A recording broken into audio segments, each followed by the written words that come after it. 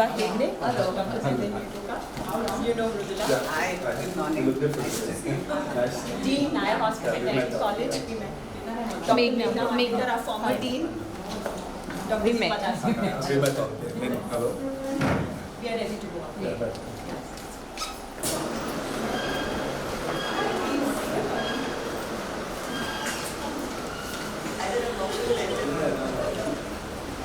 I would have taken everything. Please. Ma'am, ready? We have the lift. Everybody.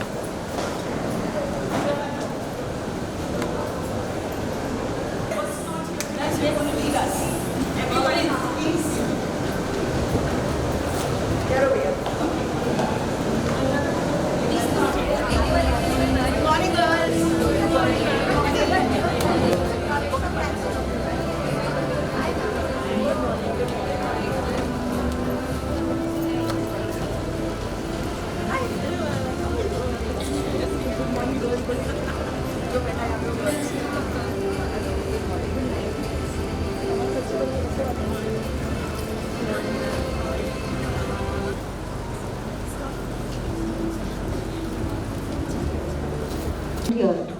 With patience as our foundation, perseverance as our drive, and compassion as our compass, the female dentists of India embody the enduring strength of Indian women, reshaping dentistry into a platform of leadership, innovation, and women-led entrepreneurship through the Bharat Dental Show.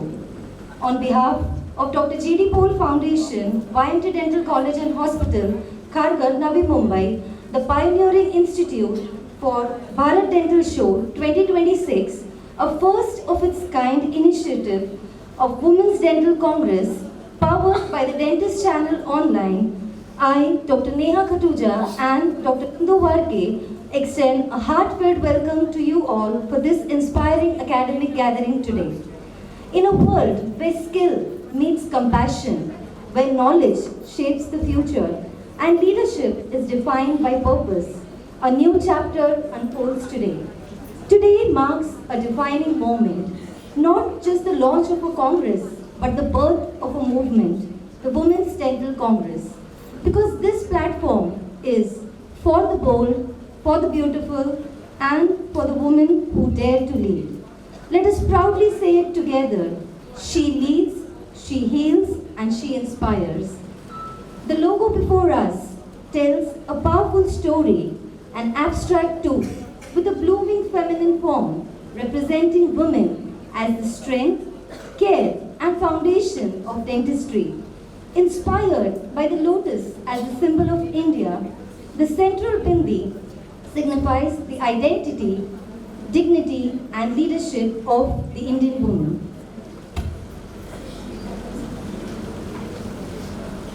Guiding this remarkable initiative is a panel of eminent leaders whose wisdom and dedication illuminate our path. We are privileged to have as our guiding lights Dr. Sabita M. Ram and Dr. Vijayalakshmi Acharya, whose experience and insight continue to inspire excellence in dentistry. Our visionary advisor, Dr. Kavita Paul, brings foresight and purpose to this Congress. Leading the organizing team are two dynamic women, Dr. Saloni Mehta Mistry, the chairperson, along with Dr. Manali Mehta, organizing secretary, whose commitment has shaped this event into a reality. We would like to specially acknowledge Dr. Melvin Mendonca, founder of DentistChannel.Online. Please give a huge round of applause. And our Pan India core committee members of the Women Leadership Council of Bharat Dental Show, Dr. Gauri A., Dr. Sandeep Kaur Bali, Dr. Mridula Goswami, Dr. Nandini Kasi, Dr. Deepa Jaishankar, Dr. Smita Athavle, Dr. Darshana Kernar, Dr. Darshana, huge round of applause please, thank you, Vachva, and Dr. Siri P. We would also like to acknowledge the presence of Dr. Mala Dixit, Dean at Naya Dental College and Hospital, and Dr. Acharya the Program Director, IDA, and a special mention also about our two eminent speakers today, Dr. Hegde and Dr. Sabita.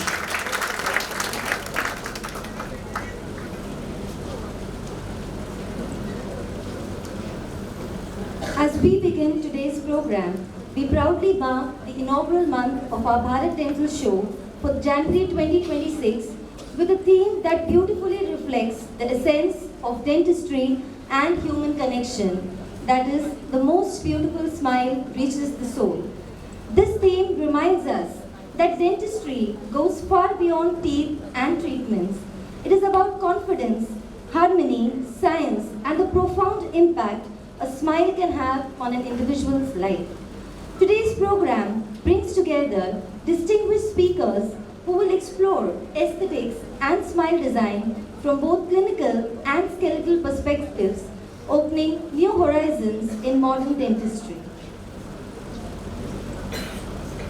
Marking the formal inauguration of today's program, the light of the lamp symbolizes knowledge, clarity, and new beginnings. May this light guide our academic deliberations and inspire excellence throughout the course of this Congress. I would now like to call upon Dr. Sabita, Dr. Deepa Das, Dr. Vibha Hegde, Dr. Saloni Dr. Manali Mehta, Dr. Melvin Mendonca, Dr. Mridula Goswami, and Dr. Kavita Pawar for the lighting of the lamp.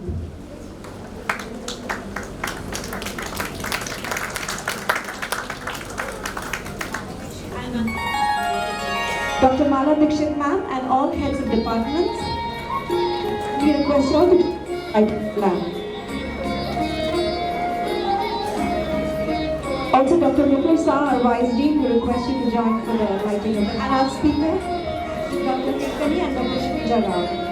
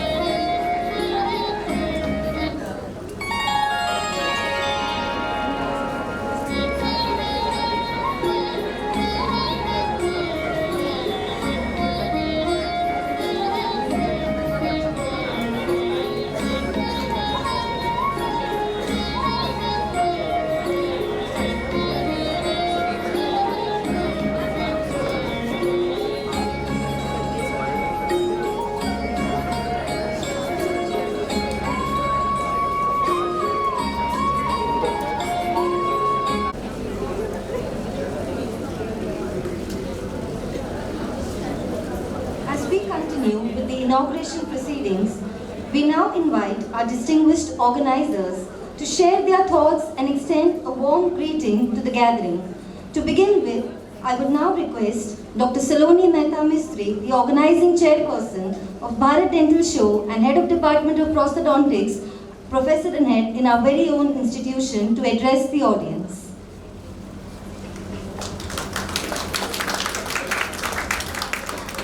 what a morning. A woman's strength lies not just in her hands that heal, but leads with a compassionate heart. Today we are here to celebrate the brilliance and the compassion that defines every woman in dentistry. Respected Dr. Sabita M. Ram, Bharat Dental Show, a guide and a mentor for all of us here today. Dr. Kavita Paul, Director, GD Paul Foundation, YMT Dental College, our visionary advisor for Bharat Dental Show. Unfortunately, Madam couldn't be here today, but she sends her best wishes. Dr. Deepa Das, Dean, Dr. GD Paul Foundation, YMT Dental College and Hospital. Dr. Vibha Hegde, Dean, Faculty, MUHS. Dr. Mala Dikshit, our very own dear teacher, Nair, Dean, Nair Hospital Dental College. Dr. Melvin Mendoka, our founder of DentistChannel.Online and the one who is the brain behind Bharat Dental Show. Dr. Meghna Vandekar, former Dean and Head of the Department of Orthodontics. Dr. Sangeeta Muglikar, Head of Department of Periodontics. Dr. Sheetal Chaudhary, Head of Department Oral Pathology. Dr. Nupur Shah, Vice Dean. Dr. Kshitija Rao, our speaker for today. Dr. Hirkani, our very own speaker for today. Dr. Ketki Pawar Chauhan, Dr. Darshana Kenar, Dr. Mridula Goswami, who are the Women Leadership Council today. Dr. Mridula is the head of the Department of Maulana Azad, head of the Department of Pediatric Dentistry, Maulana Azad Institute of Medical Sciences, New Delhi. She's come all the way from New Delhi here. We have Dr. Darshana, who is our national sponsor for Bharat Dental Show and is the founder of Quick Dent Implants. And we have all of us here today, not just women, but all of us here today, because Bharat Dental Show is a women-led congress. And today on 23rd Jan marks the day when the dream of Bharat Dental Show that has become a reality, a thought that has begun in our minds 1 year back with Dr. Melvin and myself and Manali, to create and craft a platform specifically for women, leadership by women, organizing by women, but the knowledge to be shared and learned by all. That's what was the basis of Bharat Dental Show. So we have been often asked this question that is it only about women here? Not exactly. What is unique is it's a structured platform which is online webinars, offline CD events. It's going to be videos, reels, theme-based, but it's going to be organized and led by the women, but for everybody around here. And that's what is the unique structure of Bharat Dental Show. What have we done for the beginning of this month? January 2026, 1st Jan, we launched Bharat Dental Show with the theme, The Most Beautiful Smile Reaches the Soul. And for this, bearing this theme in mind, we had 3 online webinars every Wednesday, 9 p.m. to 10 p.m. And it was hosted by our very own women faculty and our very own speakers, Dr. Ayusha and Dr. Hirkani, as well as Dr. Anuradha Nimane and Dr. Ketki, who had spoken about mental health awareness. All of them have spoken, and it has been hosted by our very own moderators. There was an interactive question-answer session, and also on the other theme of Save the Tooth campaign, we've had videos, reels by our first BDS and second BDS students who have made around 15 videos and reels which are going to be uploaded on DentistChannel.Online. And we have our very own tutors who have been judges for the first time, and they have judged the first BDS and second BDS reels, and we are going to be awarding them for the first and second prize for the Save the Tooth campaign, which is a national initiative, as well as The Beautiful Smile Reaches the Soul. So now, here we are embarking something which is very different today. It's not that women congresses have not happened in the future, or in the past. But what is it that we are looking in the future today? What is the difference of what we are having in Bharat Dental Show is to give hands and uplift every woman out here Give them platforms, share their journey. It's not just because a woman is a multitasker. So to share the journey and to uplift everybody together here for this one platform, Bharat Dental Show, which is for all of us to learn and to be here together, creating history. Thank you.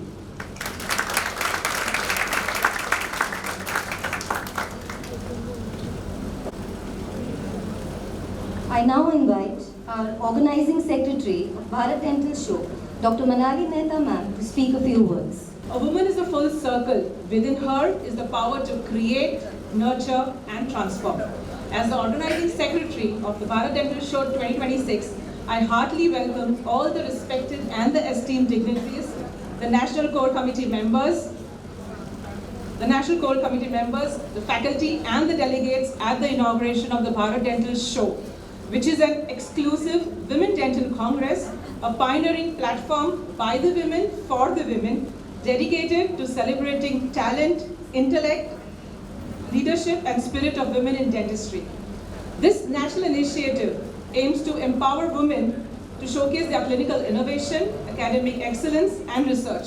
It also highlights the outstanding achievements and contributions by women in dentistry, encourage every woman to explore her potential and shape the future of oral healthcare with confidence.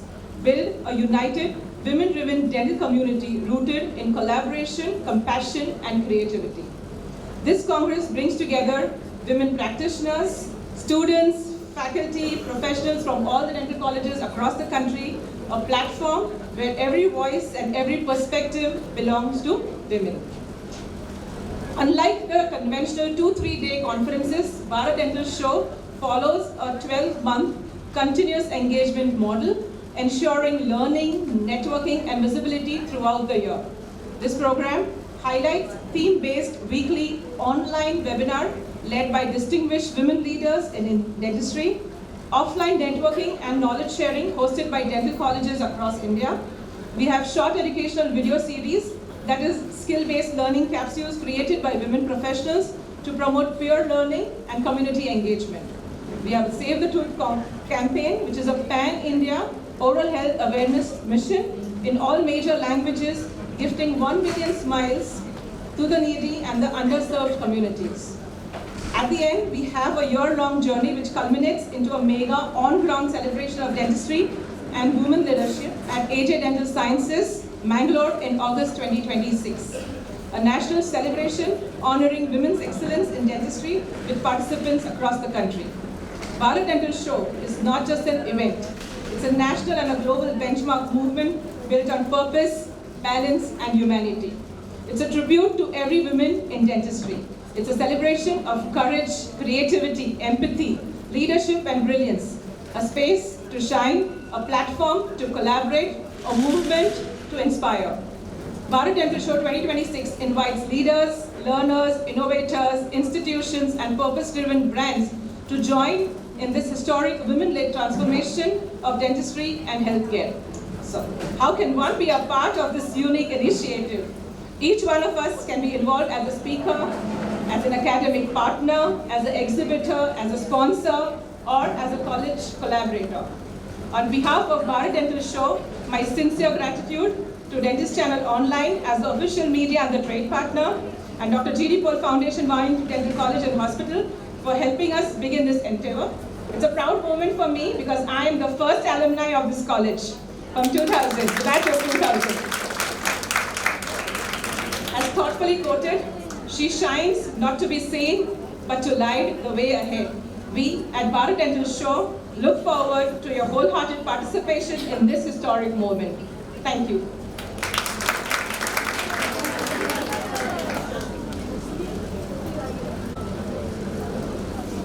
Thank you, ma'am, for those beautiful words.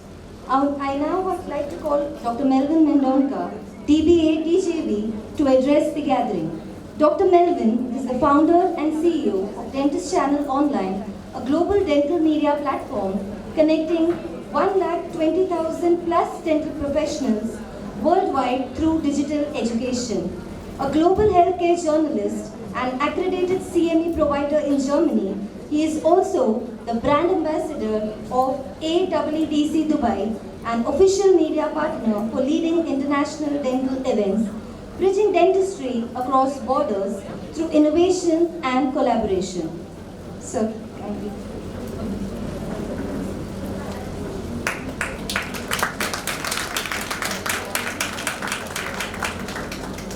Hello everyone.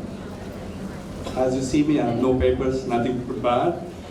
And I understood that and I'm proud to say that even my core team knows better than I know. Because I understood that, wow, there is a lot of things which I can add it up. So I'm so happy that once upon a time it was my vision, it become our vision now. So we're going to reach more audience, and we make sure, being a Bharat Dental Show, every woman in this industry, dentistry or healthcare industry, being heard, been respected and been promoted. This is our promise to all the women, and that's what from the heart. It doesn't matter what kind of a situation, and we are there. That's what you have to do. Always try to reach us, and we'll be there for you. This is a commitment from me and the Bharat Dental Show core team. Thank you so much.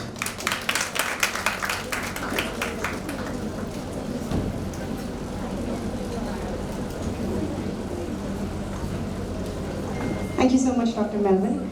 With gratitude and respect, we proceed with the felicitation of our esteemed dignitaries, acknowledging their role in making this event meaningful. I would now like to invite Dr. Ankita Kadam to kindly do the proceedings for the same.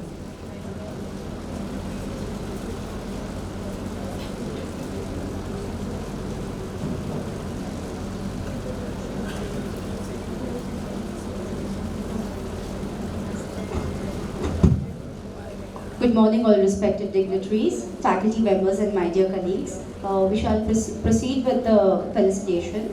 I would now request Dr. Saloni Mistry and Dr. Manali Mehta ma'am to kindly felicitate our dignitaries for today. We begin with Dr. Ram ma'am, our very own Dr. Ram ma'am, patron Bharat Dental Show.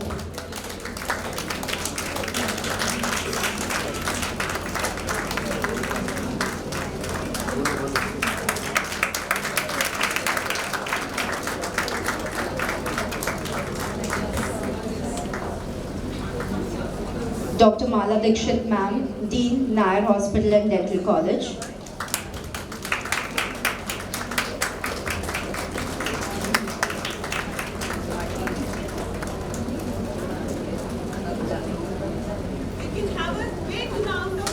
Dr. Deepa ma'am, our very own Dean.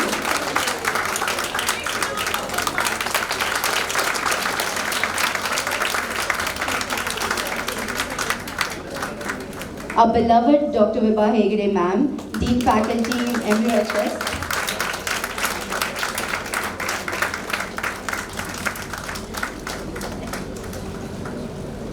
We are pleased to recognize Dr. Meldon Mendonca, founder, DentistChannel.Online.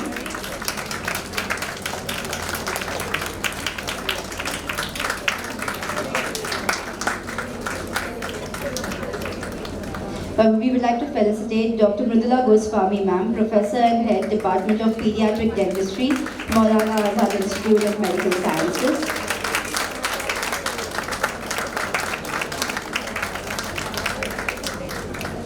A heartfelt appreciation goes to the core committee and are also a key sponsor, national sponsor, Dr. Darshana Khairnar ma'am, Quick Test Dental Implants.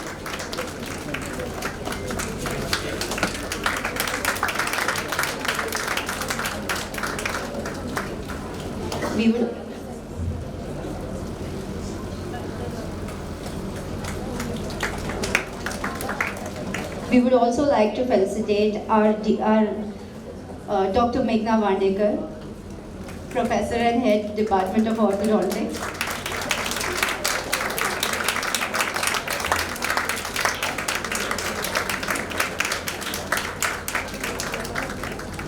Dr. Sangeeta Muglinkar, Professor and Head, Department of Periodontology.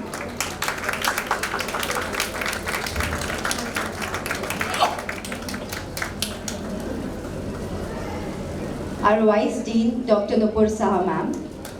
Professor, Department of Periodontology.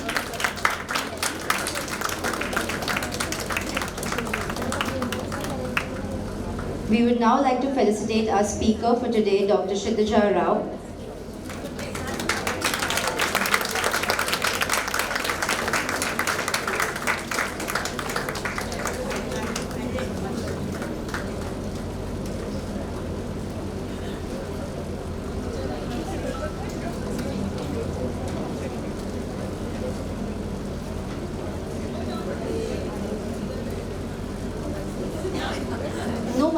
And now, last but not the least, Dr. Hirkani Atharde ma'am, our second speaker for today.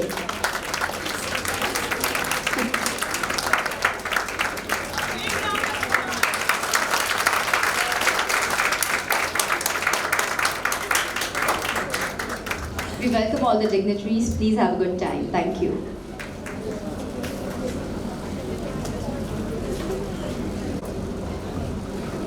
We now move on to a special segment titled, What's Your Journey to Tell?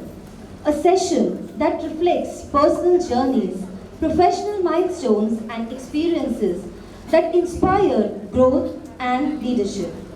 To begin this segment, I now like to call upon our very own Dr. Sabita ma'am, our guiding patron for Bharat Dental Show, to take us through her milestones of her inspiring journey.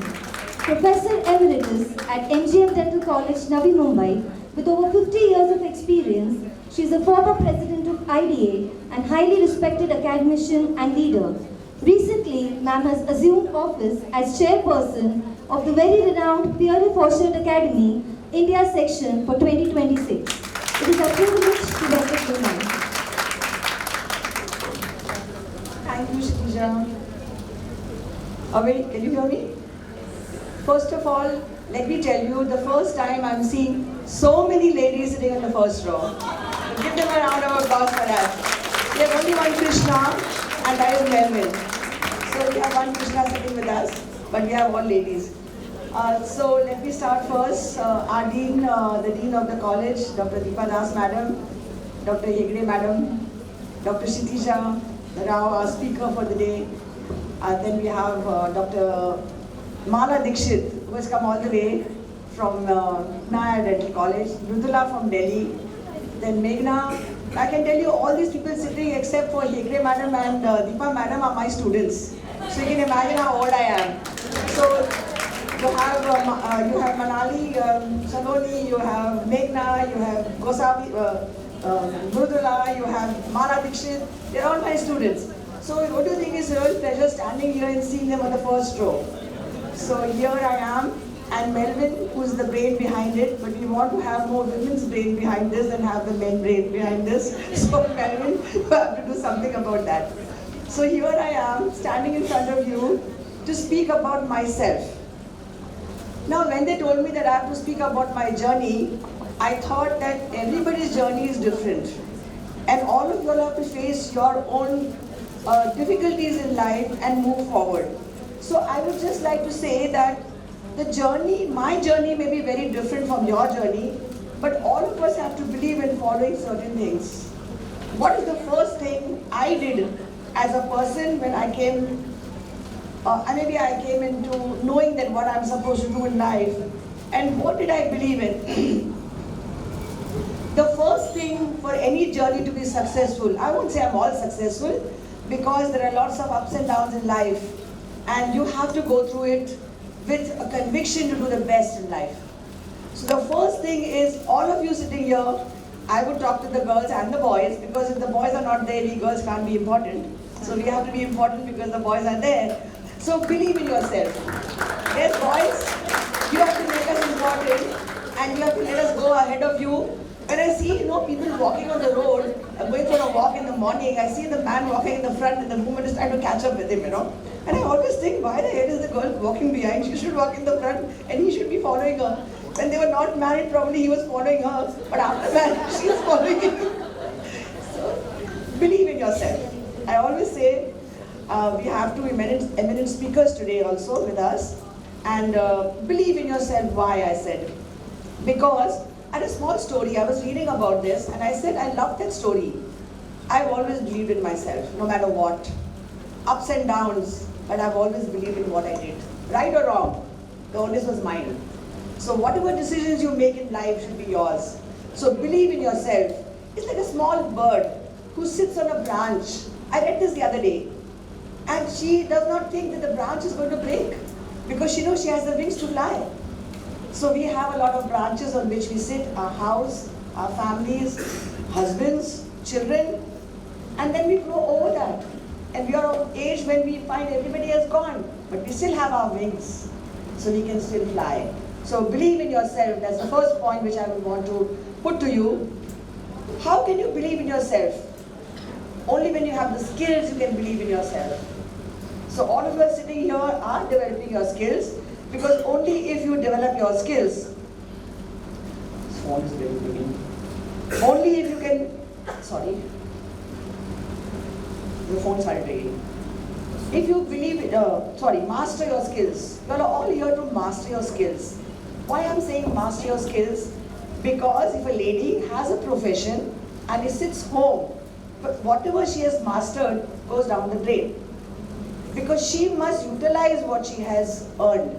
You work, you study for 3 years, 4 years, 5 years, 6 years, 7 years, and then what you do? You sit at home. When I was the president of the IDA, I was the national president of the Women's Council of the IDA, and that is the time we tried to pull the ladies out from their homes, and we told them you have to come back into your profession. And Dr. Doble was really sweet that he started holding programs in IDA office to make sure that they come back into the mainstream. So master your skill. Don't let your skills go to waste. Stay resilient. You are pushed and boxed and every way. In every way you are boxed. घर में भी boxing मिलता है, college में भी boxing मिलता है, बच्चों से भी boxing मिलता है. So you have to overcome all that and grow and still be successful. You cannot say that, oh, I had this problem and that is why I couldn't do it. Fight it. Fight it. So be resilient and always come back and be in the same form as you are. Speak out boldly. How many of us can do that? You know what? One thing I've seen, the boys can hear this. I've been in a lot of forums and I've been like a chairperson of many forums. And I always notice that the men sitting there will not allow us to speak. Whenever we speak, they take the point home and they'll put it across next day as their point. Notice that. Am I right with all the senior people sitting here? And I often tell them, I said, no, ये तो point मैंने बोला था, तुम तो आज खुद बोल रहे हो. तो बोलते नहीं हमने सोचा फिर बाद में ठीक ही था. तो मैंने कहा ठीक ही था तो कल क्यों नहीं बोला ठीक था? So this is what happens when you are having men in a committee and you are heading a committee. But here we have a profession where we have a lot of women, and because we have a lot of women in our profession, we still are there. But when I go for an IDA program or I go for a prosthetic program, on stage I see only the men sitting. For the prosthetic field, I remember that I have actually, in the general body, put up a proposal for 33% reservation for women and I got it done. So that is how we are having our women on the prosthetic forum, and when our girls go up, they can also apply, they can be. One thing I've noticed, sometimes we ladies become like crabs. I've never done that. I've always pushed all my students to do better. And my students are much better than me. In their profession, in their life, in everything. Because I'm not talking about my life, I'm just telling you what I did to become where I am today. I always spoke my mind and I always took everybody along. So this particular show is for taking women along with each other. Please don't leave them behind, because there are some people who are from very good affluent families, some are not from very good affluent families, but still they are dentists and they are in the same field. So why are they left behind? We need to take them with us and we need to give them more importance and more position in life so that they come up with us and they are shoulder to shoulder with us and they can make a mark for themselves in the world of today. I have seen that when I passed in 1975, so you can know how old I am. 1975, some of you were not born also. So those were the days when there were very few people in dentistry. And I was told, my mother, somebody told my mother, oh, वो दांत निकालने वाली doctor बन रही है, दांत किसे निकालेंगी, वो तो लड़की है. This was the concept what people had when I was in dentistry first year. And after 4 years, in 1971 I joined dentistry, 1975 I passed dentistry, and I joined the army. And when I joined the army and had a pip over here with the rank of captain, that's the time they said, oh, so your daughter is a dentist. She's a dentist and she's in the army. So from where to where we reached. So don't look at what sorrows you go through. Look at the positive side.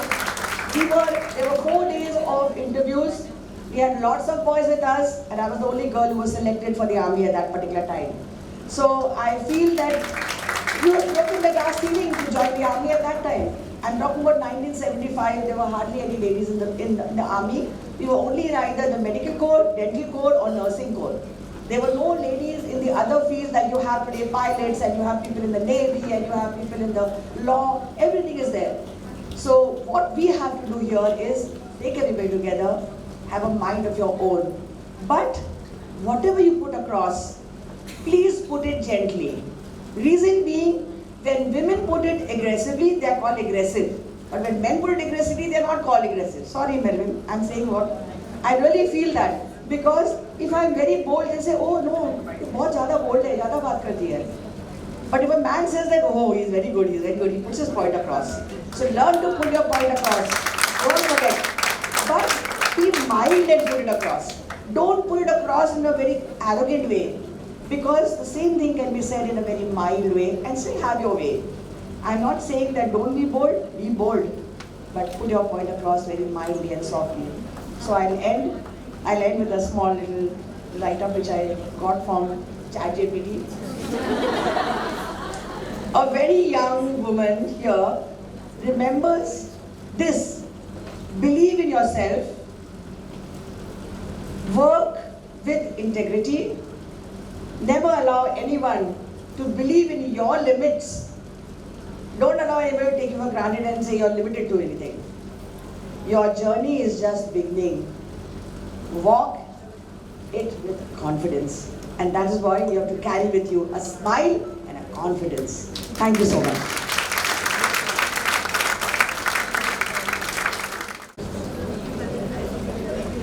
Thank you, ma'am, for giving us an insight into your distinguished journey. I think we can give ma'am a huge round of applause. Thank you. Dr. Kavita Pol, Director, Dr. G.D. Pol Foundation, YMT Dental College and Hospital, is the visionary advisor of the Bharat Dental Show.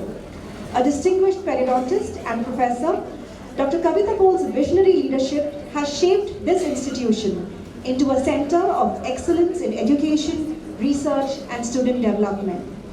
It would have been our pleasure to listen to her journey today, but due to some unforeseen circumstances, she couldn't join us, but has sent her best wishes to the entire team. We now invite Dr. Deepa Das, Dean, YMT Dental College and Hospital, to offer insights from a journey of excellence and leadership. As Dean, ma'am has played a key role in academic leadership and institutional development, contributing to the growth of our institute through her commitment to education, mentorship, and excellence. We await her reflections and viewpoints with great interest. We welcome you, ma'am.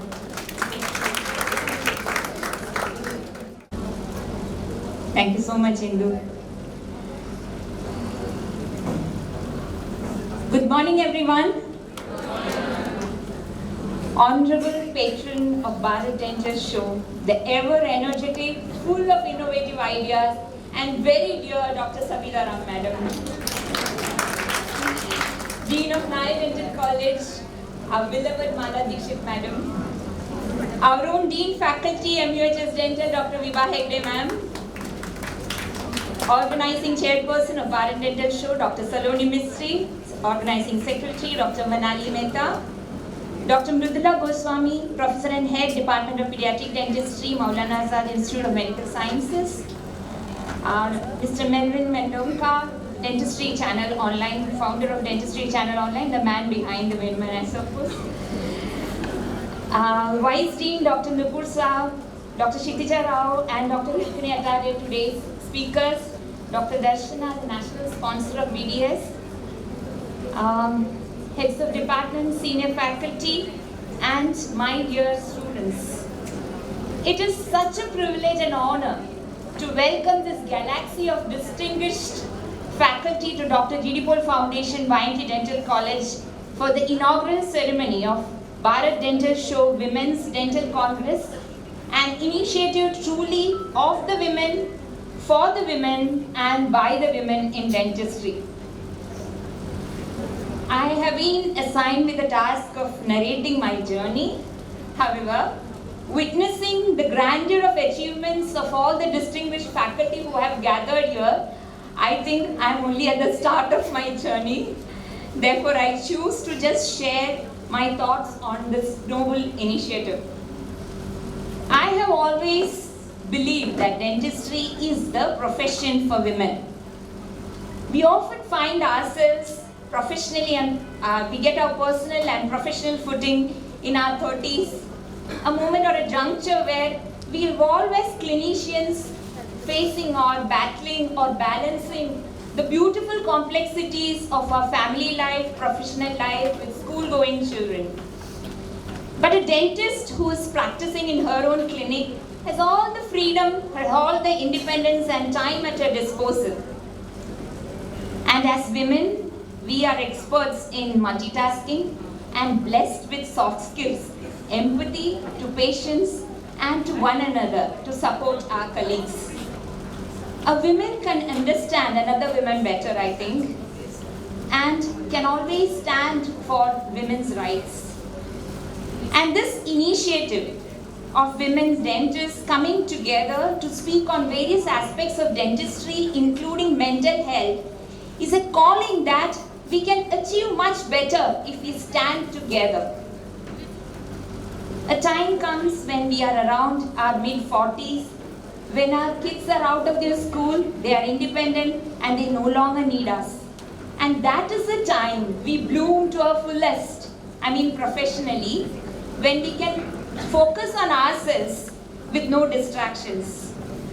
So to the young professionals here today, remember it's often the small steps, not the giant leap, that creates a permanent change, lasting change in our lives.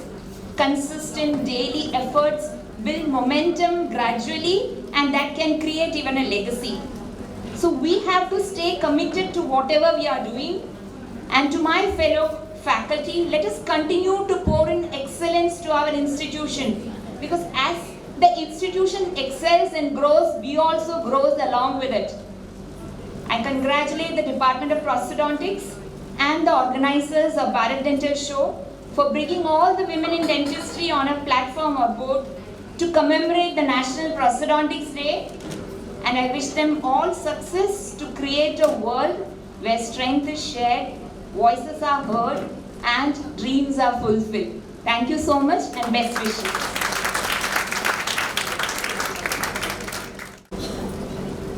Thank you so much, ma'am, for your thoughtful words.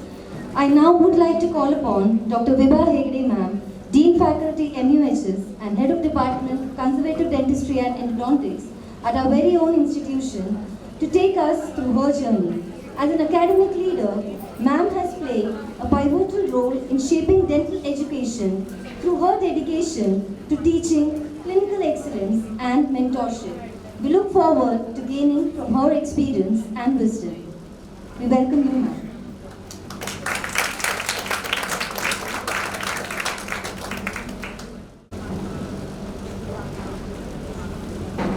Thank you very much for the very gracious introduction. Very good morning to one and all, to all the esteemed members who are present here today at the Bharat Dental Show.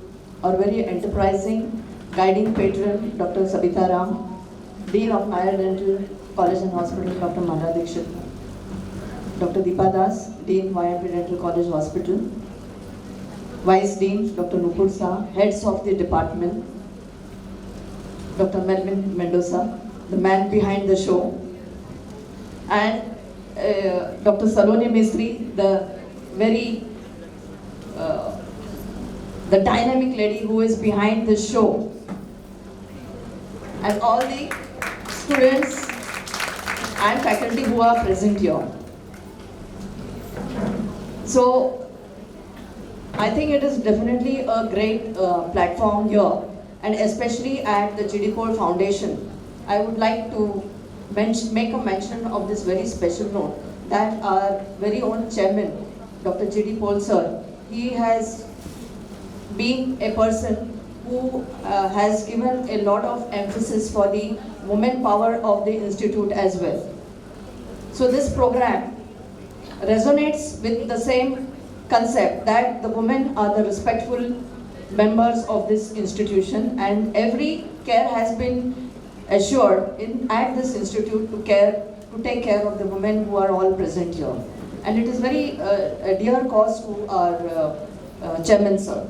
So I know how important it is that a program like this, which has grown to such big heights because of the strength of all the women power that we also have in the institute. But at the same time, I also want to make a mention for all the men who are present here today. Please do not feel intimidated by this.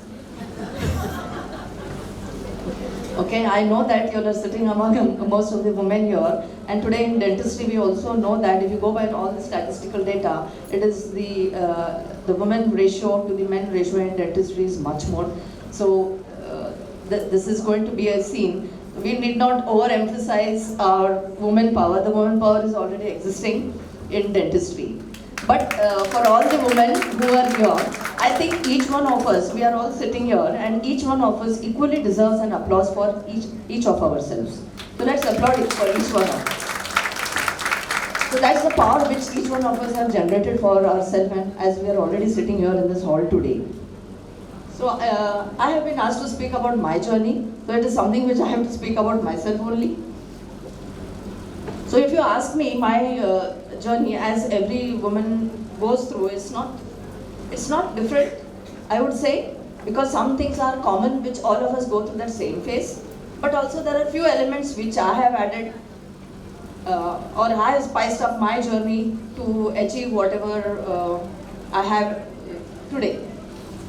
So there is the home, there is your family, and there is your profession. When you decide to have your home, you decide to have your family, please make sure that every phase of life, there are going to be different areas which you are going to focus on, right? So the priority, you have to prioritize things. So I began my journey in the early beginning of my professional career. There was not much that I could contribute to the profession, but nevertheless it was a journey which was ongoing. At that point of time, my family, my children became important to me. I felt that if I have decided to have this, I must make justice to this role of mine.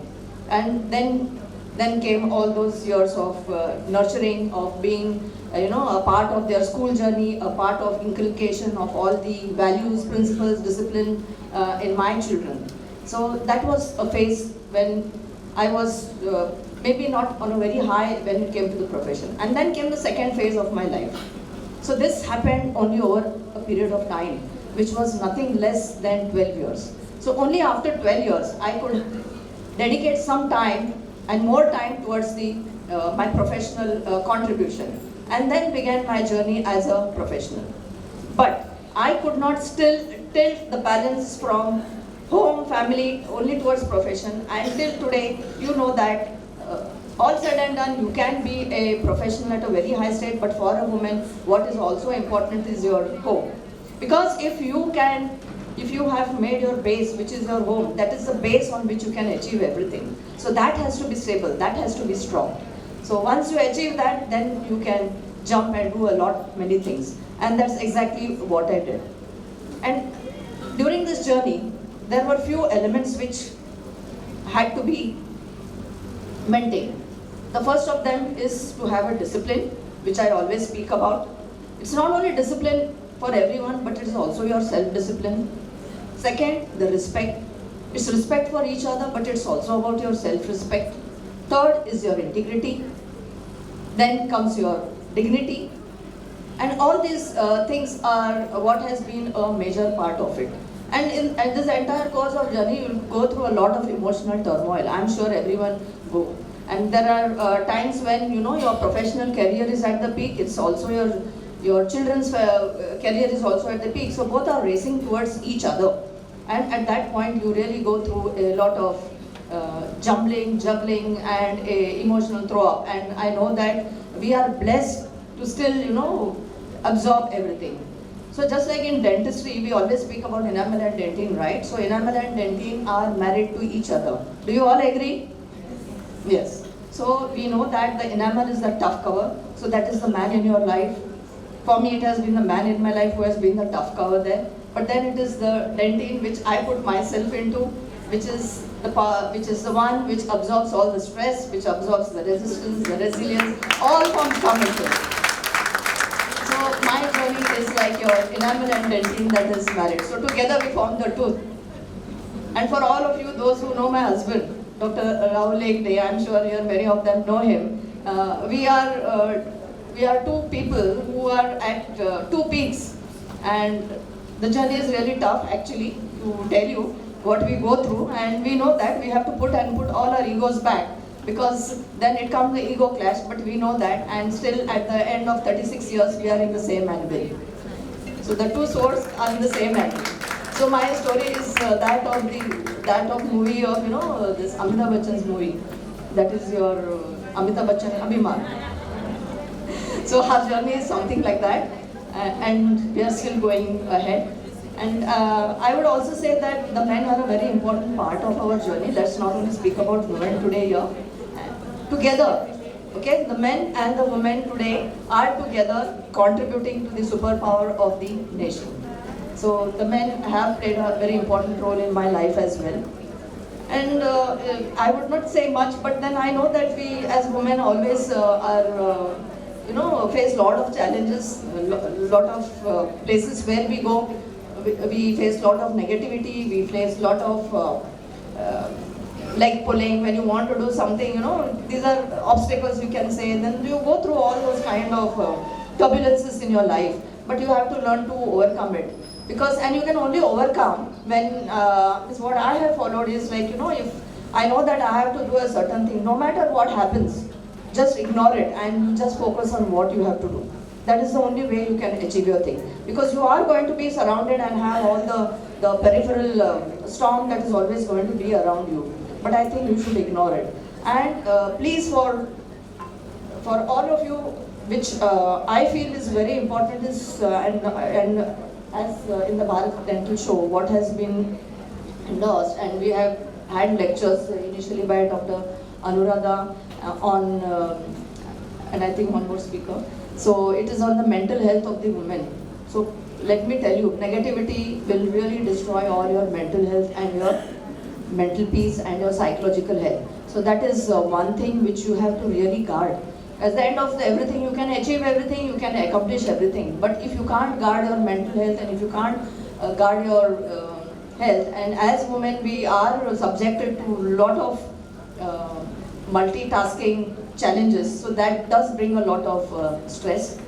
So we have to learn to manage it. We have to learn how much to take and how much not to take. You should not be taking it. Principally, you should not be taking it, but I know sometimes we can't avoid it. It happens. It's not out of choice. So let us, as women, we are all special people. We are all divine. And the very theme of the program, a platform that has been created for all of us to deliver the best of our talent. Let us all, contribute very wholeheartedly, so that we elevate ourselves as a woman, as a professional. And thank you everyone today for having me here. Best of luck. Congratulations to all the organizing team, to all the student council here who are present here. So they are all present here, and also the speakers who are going to be delivering I'm sure a very lectures to look forward to, and best of luck. Thank you.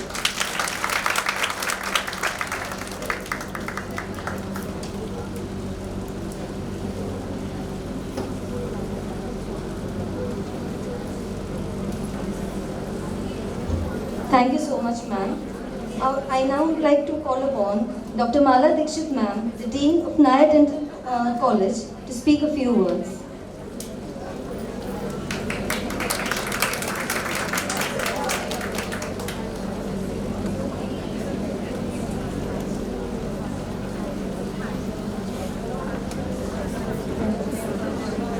very good morning to one and all present here. At the very outset, I would like to thank Saloni, Mehta, the team, organizing team from Bharat Dental Show to have invited me to be present in this program. I never came with the thought that I will be speaking to you, but anyway, what I feel is from everybody has told their journey, how they have come up. We are from that generation where we were never stopped from learning. It was Jyotiba Phule, Madam Savitri there, who actually introduced girl education. So that was the most important step taken at those days when this was allowed. We are not from the generation where we were not prevented from taking a profession or going out of the house or colliding with whatever we want to do. So what I would like to say is, we all are from the generation where everything is out to you. What is important is to put up your principles, because you are given the confidence, you are given the opportunity to be present wherever you want, do whatever you like, with the backing of our men behind our lives. Our men would be our father, our brother, our spouse, our children. They all belong to this generation who would like us to go forward wherever we are. So you keep your principles in your mind, never crush your principles. Keep your principles in mind, do whatever you feel happy about, and keep your mental stress in control. That would definitely take you forward. Thank you very much, and wishing you a very good show today, and wishing all the very best to Bharat Dental Show. Thank you.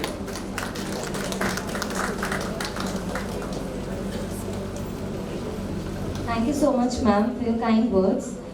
I now would like to call upon our National Core Committee member, Dr. Mridula Goswami, ma'am, who is present amongst all of us today, to speak a few words on this special occasion.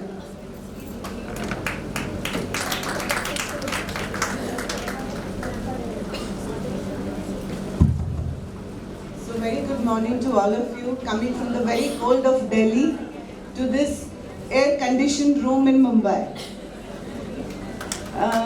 Respected Dr. Sabita Ram and respected Dr. Mala Dikshit ma'am and all the dignitaries here. First, these two are my teachers, under whose guidance and sitting in their lectures, I'm able to take a stand today where I am. So I seek blessings of then only have the courage to even say anything. All the students here just think like, my age is now 50 plus, I'm not stating the complete number, and there my teachers are sitting. This feeling is very, very emotional for me. But anyway, this is heartiest congratulations to the Bharat Dental Show, Dr. Saloni Mehta and her entire team. I know Melvin and Manali, they have extensively worked for it. But when I was to come for this show all the way from Delhi, I was being asked one question. Why women? And are you being very feminism? Or what is it about? Like, I applied for my leave, and in a government institute, the leave channel is longer. So, I really want to just state about that there were times when it was called as, it is men's world.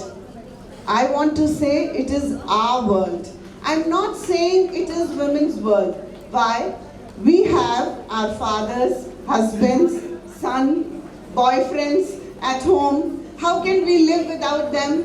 So world is not about one gender. It's about us. So I'm sure, just like all other forums, this Bharat Dental Show is about our world, but it wants to state about women's leadership. It will be, the core committee will be by the women here. And why by the women? Because there have been instances and experiences by all the women where the leadership they have not found very satisfying. And hence, they want to take it up like this. So when Dr. Saloni expressed her ideas along with Manali and Melvin, I really resonated with another component of it, that is dental education. Though there are many dental institutes in India, but dental education still lies in certain hands, in certain manner. There are women in remote areas who do not get chance to speak the way I am standing in front of you on the mic. So this Bharat Dental Show, along with Melvin's Complete Dental Channel, they plan to empower women speakers who will come out along with men speaker also, and men also as audience, and bring about a revolution in dental education by the monthly program. So it's not just about women, it's also about dental education, and hence I really felt that I'm lucky to be part of it. So with these words, once again, we are not just roses, we are guns and roses.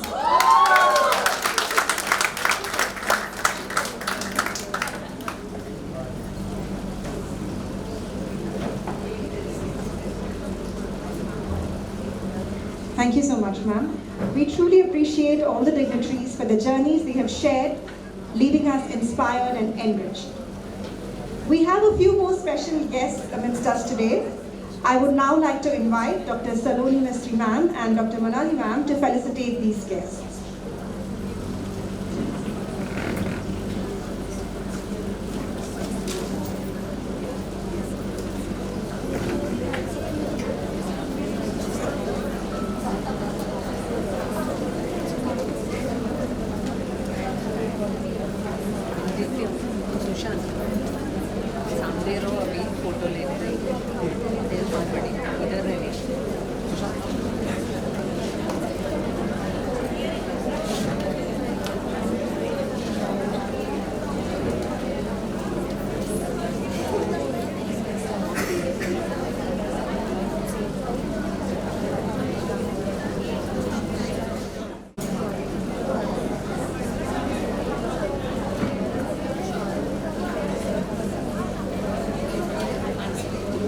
We would now like to felicitate Dr. Mridula Joshi, the Head of Department of Prosthodontics from BVP Dental College, Navi Mumbai. Request you, ma'am, to kindly come forward.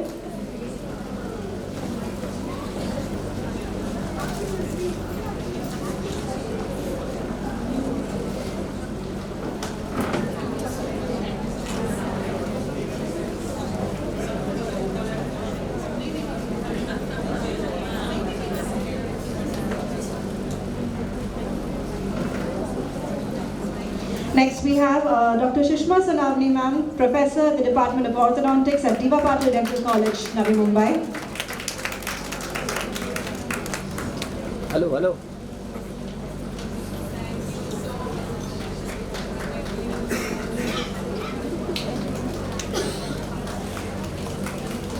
We would like to acknowledge Dr. Mansi Vankekar, Head of Department at the Department of Conservative Dentistry and Endodontics at Vibha Dental College, Navi Mumbai.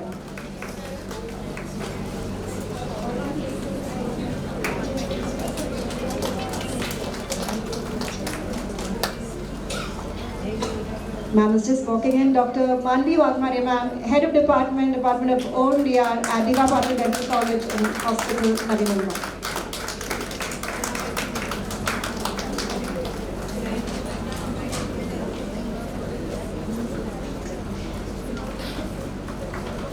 At this point, we would also like to acknowledge our national sponsors, Quick Dent Implants, and also Novolace. We have a representative from Novolace, Dr. Niharika Singh. Thank you so much for being our national sponsor.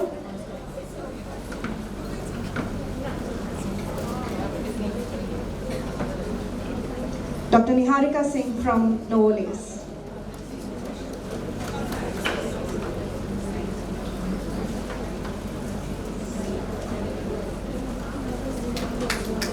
Huge round of applause for our sponsors as well. Quick Dent Implants and Novolace, national sponsors. And our state sponsor, Reform Implants. We have a representative, Mr. Aniket Tosar. We kindly request you to come forward. It is because of these sponsors that we are all here today, and we really need to give them a big round.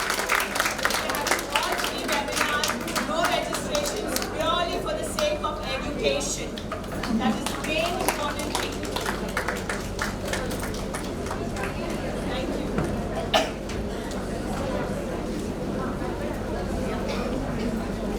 We thank our sponsors for their unwavering support. Gratitude is the fairest blossom which springs from the soul. With this thought, I would now like to invite Dr. Nupur Saw, Vice Dean, YMT Dental College and Hospital, to present the vote of thanks.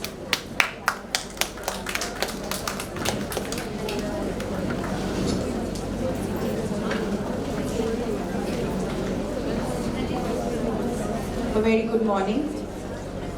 So seeing all this, all I can say that there is no limit to what we as women can achieve. So on behalf of the organizing committee of Bharat Dental Show and Dr. G.D. Moore Foundation, YMT Dental College and Hospital, it is my proud privilege to present this vote of thanks. At the outset, I extend my respectful greetings and sincere gratitude to our chairman, Dr. G.D. Moore sir, and I begin by expressing my heartfelt gratitude to Dr. Sabita madam, Dr. Vijayalakshmi the guiding lights of the Bharat Dental Show. A special note of thanks to Dr. Sabita ma'am for sharing her remarkable journey and motivating each one of us through her powerful and experiences and insights. I extend my deepest gratitude to our visionary leader, the visionary advisor of Bharat Dental Show, and the director of Dr. G.D. Moore Foundation, YMT Dental College and Hospital, Dr. Kavita, for her constant support, guidance, and unwavering encouragement. Our sincere thanks to the pioneers of this inaugural event, Dean Dr. Deepa ma'am, Dean Faculty, MUHS, Dr. Vibha Hegde madam, for their leadership, vision, and continued support. Bharat Dental Show is proudly powered by DentistChannel.Online. We express our sincere and special appreciation to Dr. Melvin Mendonca, the founder and the mastermind behind this historic movement.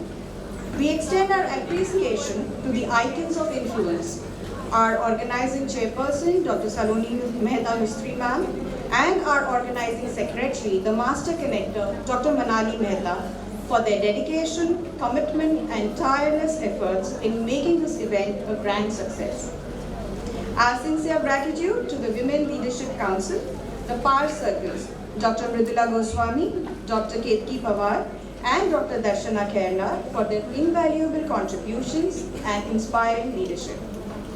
We would also like to extend our sincere thanks to the deans of our institute, the neighboring institute who have graced the occasion today, and the head of the departments of YMT Dental College, DVP Dental College, and Dr. D.Y. Patil Dental College, Dr. Acharya, Program Coordinator, IDA Women's Council, and all the other dignitaries who have graciously honored us with their presence, adding immense prestige and value to today's program.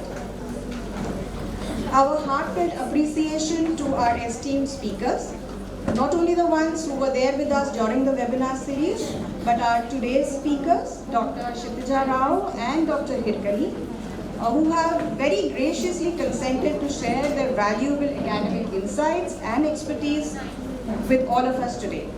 We acknowledge and appreciate the tremendous efforts of all the organizing team members, the YMT Core Committee, comprising of faculty and students, whose dedication has ensured the smooth conduct of this entire event.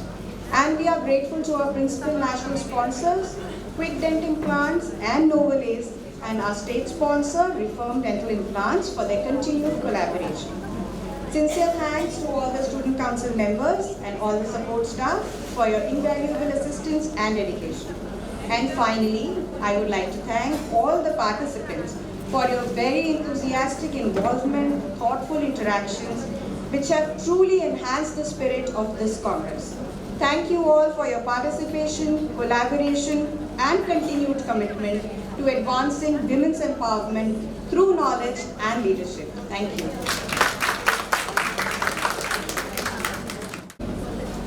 I would like to request everyone to kindly rise for the national anthem.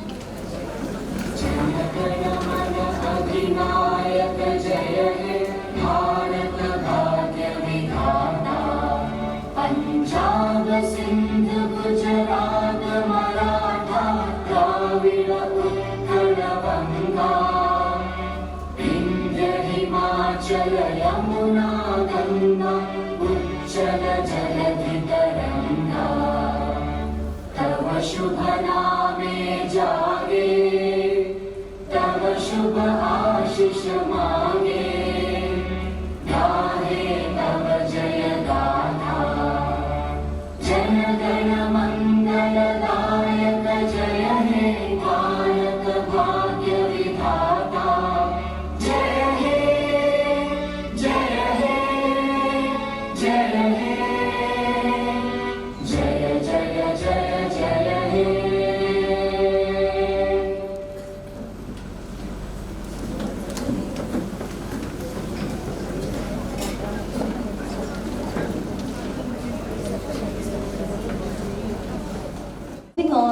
our segment, which is, I think, awaited by most of our students, interns, as well as the first, second BDS. So, to start with the scientific deliberations, I would like to invite our first speaker for the day, Dr. Kshitija Rao from Mumbai. Dr. Kshitija is an anesthesiologist turned aesthetic medicine specialist, having graduated from St. G.S. Medical College and KEM Hospital, Mumbai, and completed her post-graduation in anesthesia along with a diploma from the Royal College of Anaesthetists, London. With over 15 years of experience in aesthetic medicine, she has trained hundreds of doctors and serves as a visiting faculty at the University of Genoa, Italy. Specializing in minimally invasive aesthetic procedures, including botulinum toxin and dermal fillers, she is a sought-after speaker, author, director of Perfect Image Cosmetic Clinic, Mumbai, and consultant at leading aesthetic centers. She will share her insights on the topic, Why Stop at the Teeth? New Horizons in Aesthetic Dentistry. A warm welcome to you, Dr. Kshitija Rao, ma'am. Good morning, everybody. I think I'll just wait for everyone to settle down before I start, and I get my pointer and laptop ready. So let me say it's been a wonderful morning. I've been listening to words of wisdom from peers, from seniors, listening about their journey, and as a woman we can relate so well to everything everybody has spoken. And I want to thank Saloni Mystery for inviting me here, giving me the opportunity to interact with all of you. The only person I knew before I came here was Saloni, and I had met Professor Sabita Ram many years ago, and she is not someone one forgets. One meeting with her and you remember her for life. And of course now she has reinforced that and we've caught up again. So it's been wonderful, and it's great to meet all the new friends here, and I'm waiting to introduce to you facial aesthetics. So it's not going to be a training lecture. So there's going to be no training today, but it's just going to orient you about what facial aesthetics is and how you as dentists can include that in your portfolio. Yeah. So I would like to play this video. Can you play this video?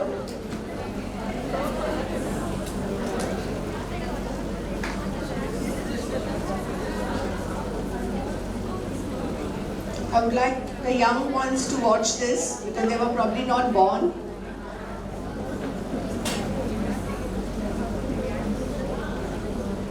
There's a sound with it.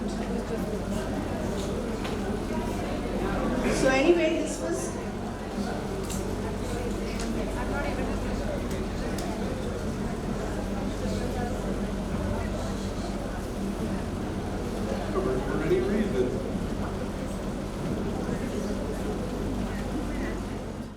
really opened up in 1900s.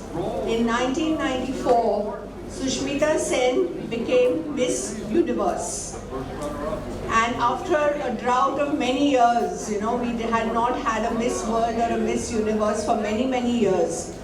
And once Sushmita Sen gave India this platform and Indians were recognized on the world stage, there was a flurry of activity in the aesthetic industry. And that is what really brought facial aesthetics, cosmetology in a big way into India.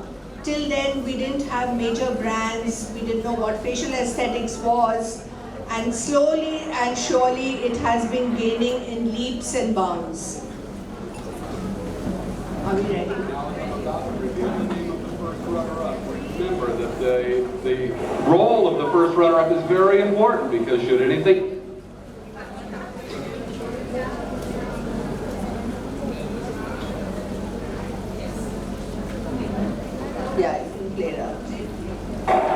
Now, as I'm about to reveal the name of the first runner-up, remember that the role of the first runner-up is very important because should anything happen to Miss Universe for any reason, the first runner-up will continue in her reign. So good luck to both of you.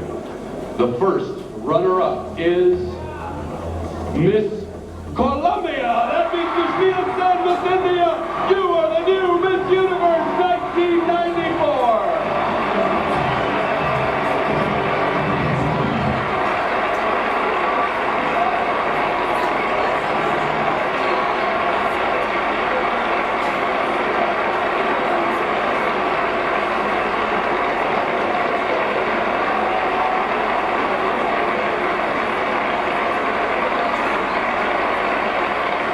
Congratulations, Miss India. Sushmita Sen, you are the new Miss Universe 1994. The stage is yours for the traditional walk as the new Miss Universe. Enjoy your moment. Now is up. I think a lot of people may not know that Professor Sabita Ram has a role to play in Sushmita Sen's journey towards Miss Universe. She knows her very well, and she was instrumental in, giving her some guidance also. Isn't that right? Yeah. Well, so 1994, like I said, 1999, 2000, these were transformative years for India in the world of aesthetic medicine. Now, what's the cosmetic industry turnover? Yeah, the worldwide cosmetic industry generates an annual income of $430 billion. That's a lot of zeros. I don't even know how many zeros there are in that. US, Japan and Germany are the highest consumers. In India too, the skincare market is about $28 billion. So this doesn't include just treatments, but products, salons, medical clinics, everything. And male grooming. So the men also are involved. Male grooming is about $2 to $3 billion in India annually. Now, what is the reason for the rise in India? Of course, it's a global phenomena. It's not restricted only to India. There's no retirement age, people don't retire anymore. So we are all the time interacting with people younger than us. We are like at a conference like this, people of all age groups. So obviously, you need to look the best for your age. It's no longer about anti-aging, it's about enhancing beauty. So you have younger girls also coming in for enhancement procedures. Then of course there's the role of media. Media plays a very strong role in pushing any agenda nowadays. Then there's consumer awareness, financial independence for women. So that all these factors are global factors for which the facial aesthetics industry has grown by leaps and bounds. Then of course camera phones and selfies. We are constantly taking pictures, so then these pictures have to be perfect all the time. Now there were success stories in India. We are all aware of Kaya and VLCC, how they went from being small single outlets to chains worldwide, and they've tapped the Indian market really well. So it all began in a small way, and then it took India by storm. So what are the range of minimally invasive procedures that we have in facial aesthetics? There's something called chemical peels, there's microdermabrasion, lasers, and then of course there is Botox, dermal fillers, thread lifts, and PRP. Now of course everyone's heard of Botox and dermal fillers, so I'll be focusing on that because as dentists, Botox and dermal fillers are the injectables that you can use in your dental practice to give a more holistic treatment to your patients. Now again, Botox is worldwide. It's branded as Botox by Allergan. So actually it is botulinum toxin. So only the Allergan brand can be called Botox. It's like Xerox, a photocopy machine is called Xerox, but Xerox is actually the brand name. And about 9 million treatments are done annually, so there must be something good about it, the fact that it's so popular. And the first again is US, followed by Korea and Japan. Now fillers, a lot of people don't know the difference between Botox and fillers. When they come to an aesthetic doctor, You tell them you need to do fillers, they say, oh, we don't want to do Botox. They've got this sort of stigma about it. Fillers, as the name suggests, are there to fill lost volume. Whereas Botox, if you see this picture, Botox works on the dynamic lines, Botox works on the muscle, whereas fillers work on the skin and replace lost volume. So that's the basic difference. They're both used for facial rejuvenation, but they work in completely different ways and their targets are completely different. So why stop at the teeth?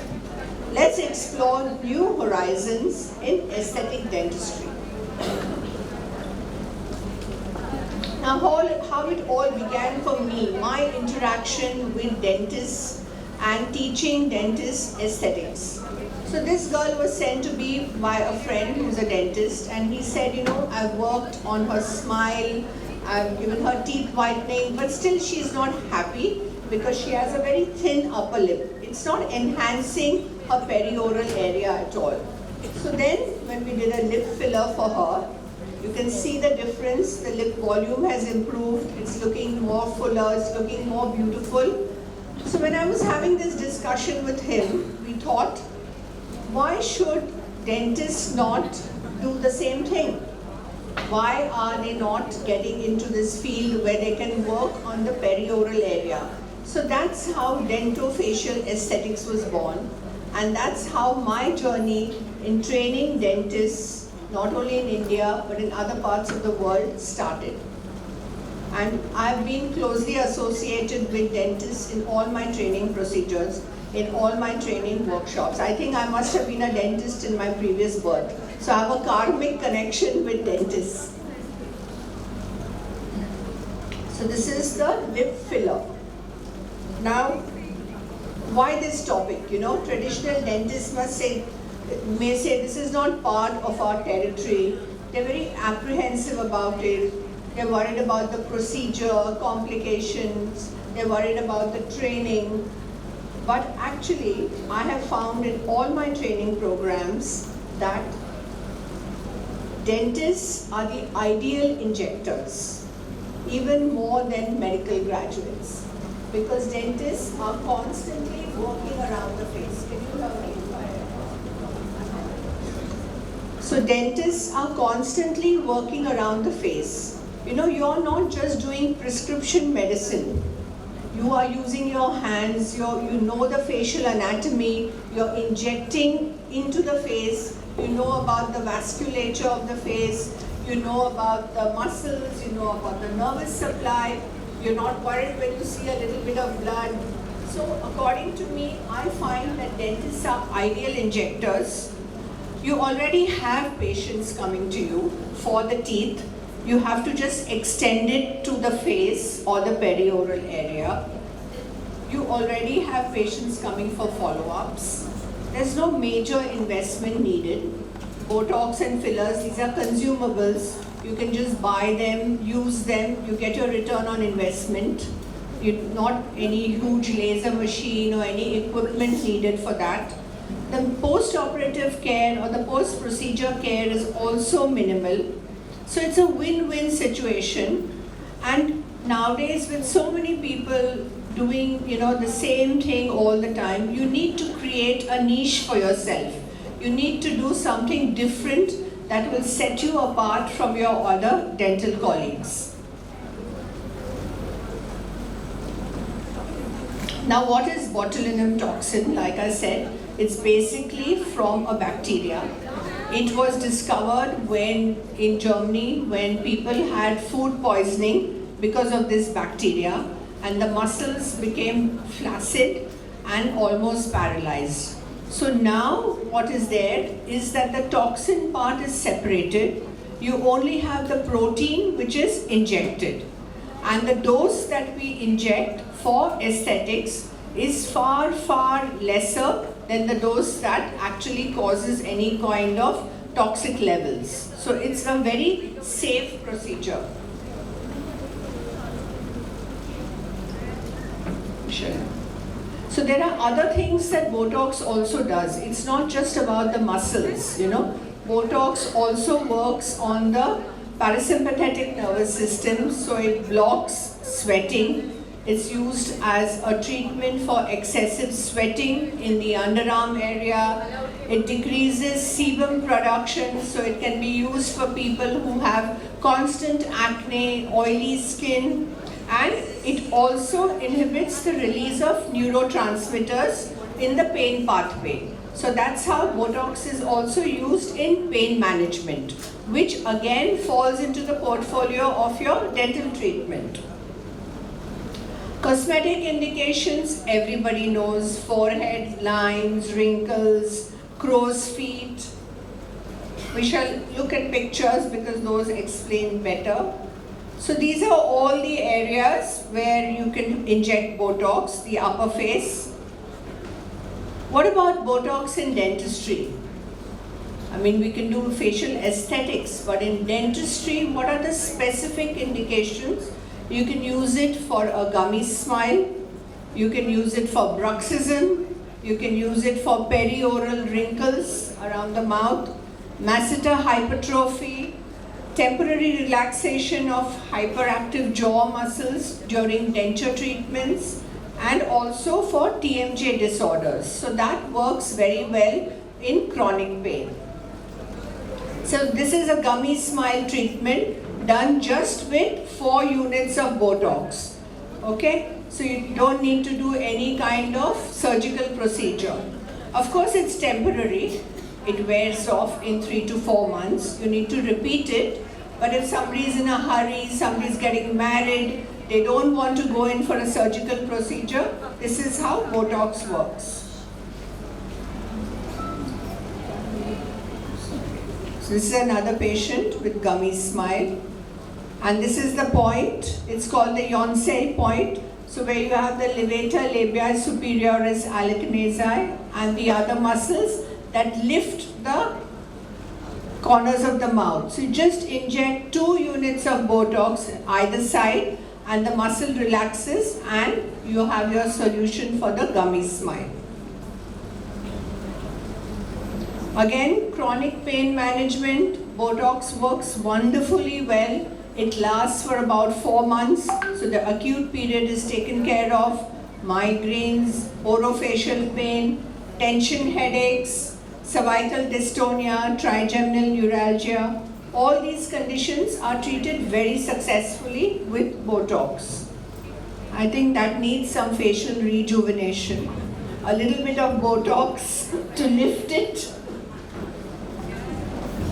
and it's young again.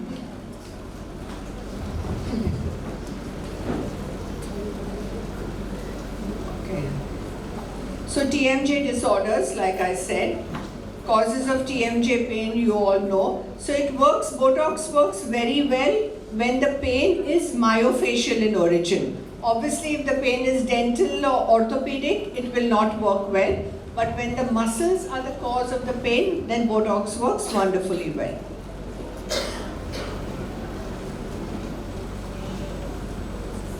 So, where is Botox injected for that? So you inject it in the masseter muscle and the temporalis muscle. So this is even the treatment if you have bruxism or you have constant jaw clenching for which the masseters have become hypertrophied, and also it is used for slimming the face. So somebody has a very square face, they want a more feminine look, then you can inject Botox here and you can see the change in the facial shape. Now let me see the anatomy. Let me ask somebody about the anatomy. Okay, now this LED doesn't work here, but there's a line which has been drawn here and we need to inject the Botox below that. So I'm going to wake up the students who are sleeping and ask someone to tell me why. Can anybody tell me why we need to inject below that line and not on the line or close to that line? You? Yes? What year student are you? first year. So you know your facial anatomy? Okay, anybody can take a guess. It's all about, I'm giving you a hint, it's about the muscles of the face. It's about facial anatomy. So if you know your facial anatomy, you will not have complications related to Botox. Anybody? Okay, so that line depicts the risorius muscle. And the risorius muscle is responsible for the smile. So if you block the risorius, the patient will not be able to smile. And when you make a mistake, like I tell all my students, if you make a mistake in Botox, make a symmetrical mistake, because otherwise you'll land up with asymmetry. But if you know your anatomy, you can sit down.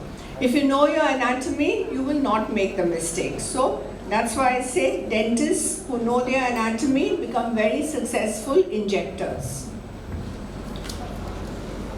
So you can see even the masseter reduction for slimming of the face.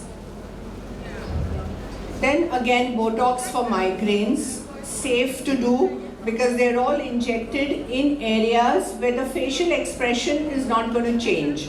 You know, people worry that if I do Botox, will my expression change? But when you're going to inject in the temporalis, the masseter, or the occipital, you're not going to do anything with the expression. It's only when you're injecting in the frown lines where you have to worry about the interplay of muscles, and that's when you can have a few problems. Again, this is called the Nefertiti lift. This is for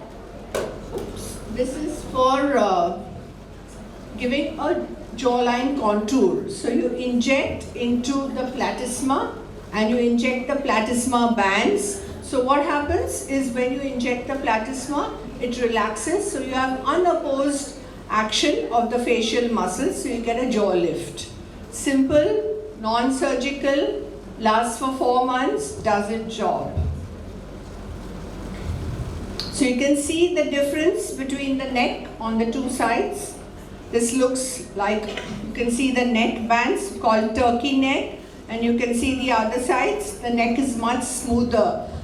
Because what we find is women around 45, 50, they're all taking care of their face, but the neck belongs to another decade. So you see a face which is in their 40s or 50s, but the neck has already reached the 70s. And you know, in the days when there was no Botox, there was no facial aesthetics, you remember Devanand? He used to always have a scarf around his neck. A lot of Hollywood actresses would always be in scarves. Why? Because the neck ages very fast. So unless you start taking care of your neck in your 30s, your neck is going to reach 70 when you reach 50. So very important. So like I said, when is Botox used? Botox is used for dynamic wrinkles, and fillers are used for static lines and for volume replacement. I can see all the girls there touching their necks to see what age is our neck. So again, these are dynamic lines where you inject Botox, static lines where you inject fillers. So this is how Botox in the glabellar complex. Can the video be played? So we do the markings for the procerus, the corrugators, and the frontalis muscle.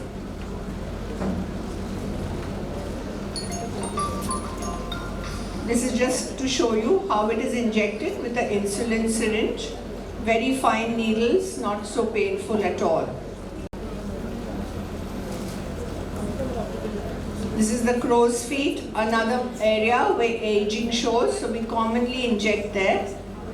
This is the pre-Botox and this is post-Botox. So the forehead is much smoother.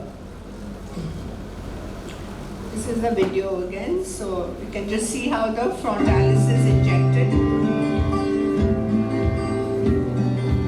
Very fine needle, 2 units of Botox injected into the entire frontalis muscle.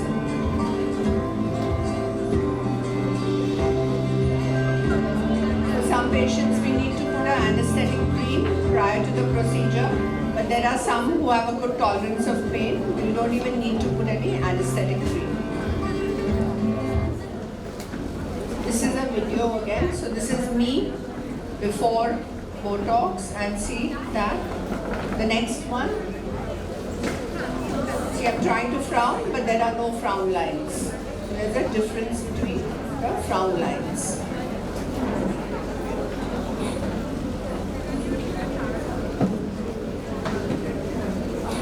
Okay, next slide. Now what are fillers? We saw a little bit about what Botox does, how it is injected.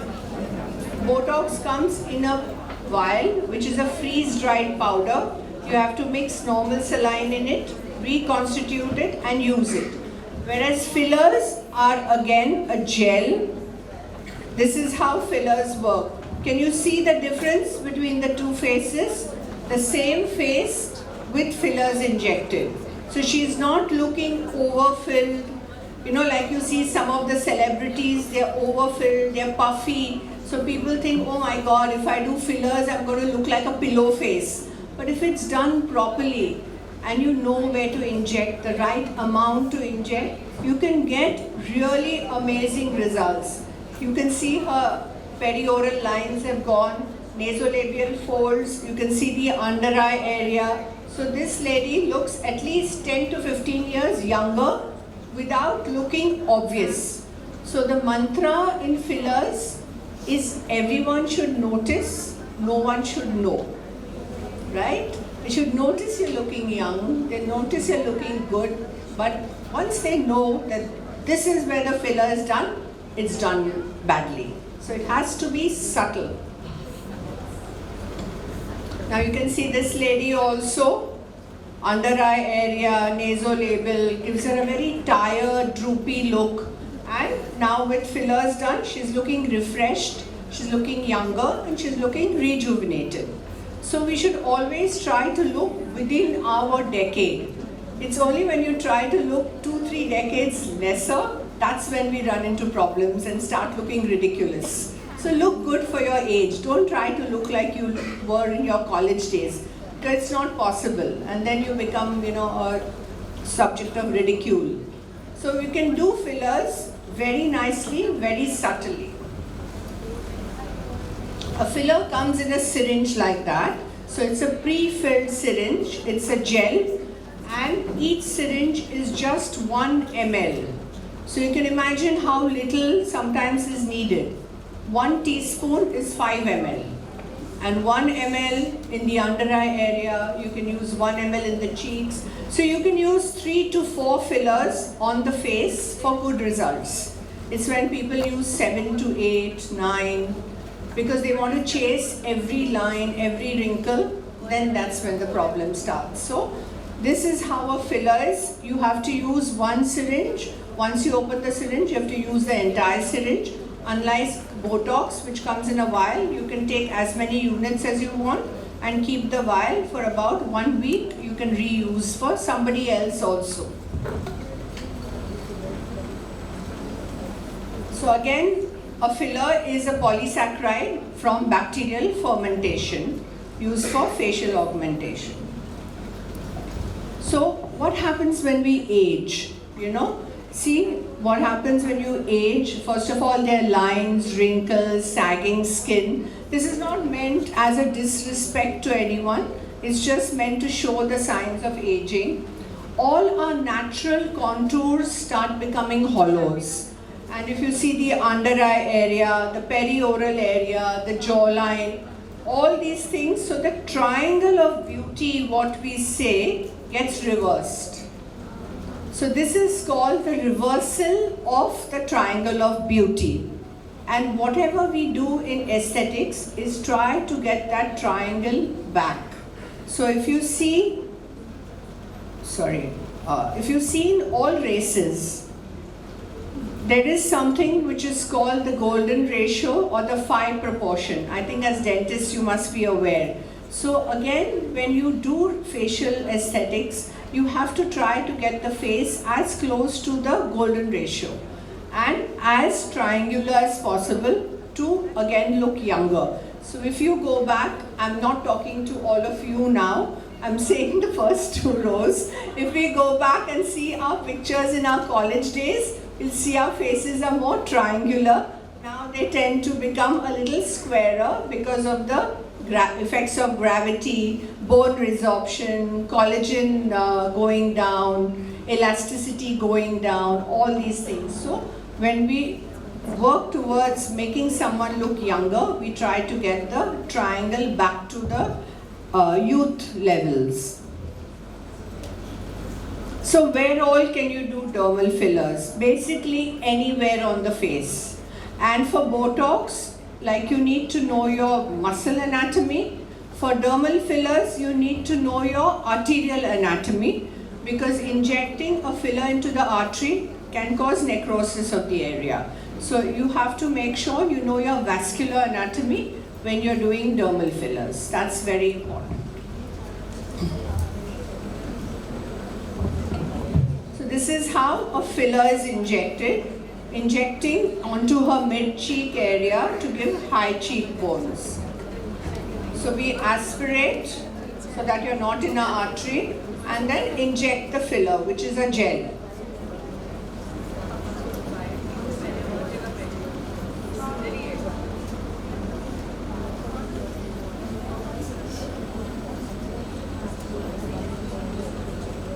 This is lip filler done in a similar way. Can you play this video? That's my daughter. She's always been the guinea pig for all my workshops.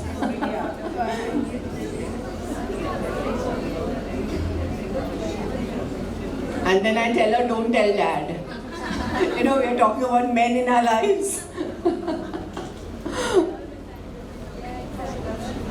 Sorry? She was then 26, so the lip filler we were doing. So like I said, younger girls do it just for enhancing. Like the first picture I showed you, that young girl with the lip filler.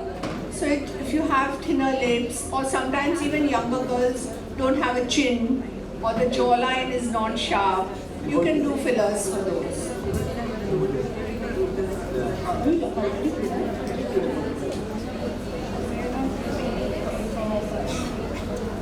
So now this, can you play this video?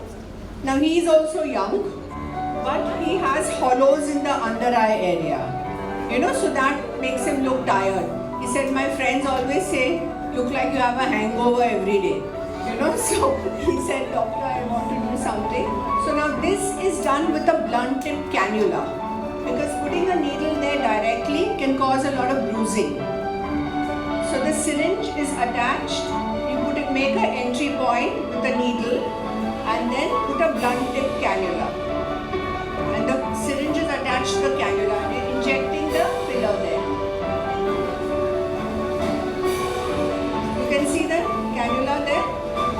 Yeah.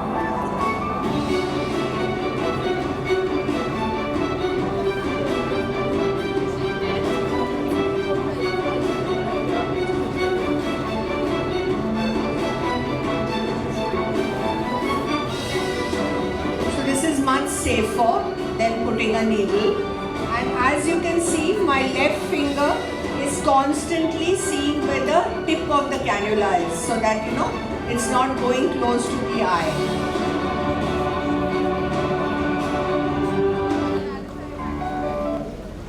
Now, like I was saying, chin enhancement. You know, she's young, doesn't have much of a chin, so doesn't give her a nice profile, so you can inject filler in the chin.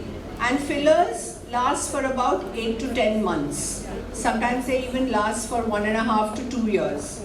It depends on where you inject. So if you inject in the chin, the cheek, they are thicker fillers and they are stabilized by the bone. But if you inject in the lip, it's a thinner filler, and we are talking all the time. So there's circulation, lymphatic drainage. So the lip filler would last about 6 to 7 months. Whereas a cheek and a chin filler would last more than a year. So it depends on which filler and where it is injected. Then don't forget the hands. Like I said, the neck, and the hands can also give away your age. So it's injected even into the hands to smoothen out the skin. So you can see the difference. You can see all the veins, lines, wrinkles, and here it has smoothened out. So the hands also look a bit younger. Then these are fillers with very thin consistency done for acne scars. You know, after you do micro needling and everything, you can inject fillers in small droplets just under the scar, so it sort of resurfaces the skin. Then this is for dentists, the black triangle. After multiple trials of doing something, it still doesn't work. You can inject 0.1 ml per defect of filler into the gums and your problem of the black triangle is solved. This picture was given to me by a dentist. I don't have any personal experience, but as dentists you will probably understand this.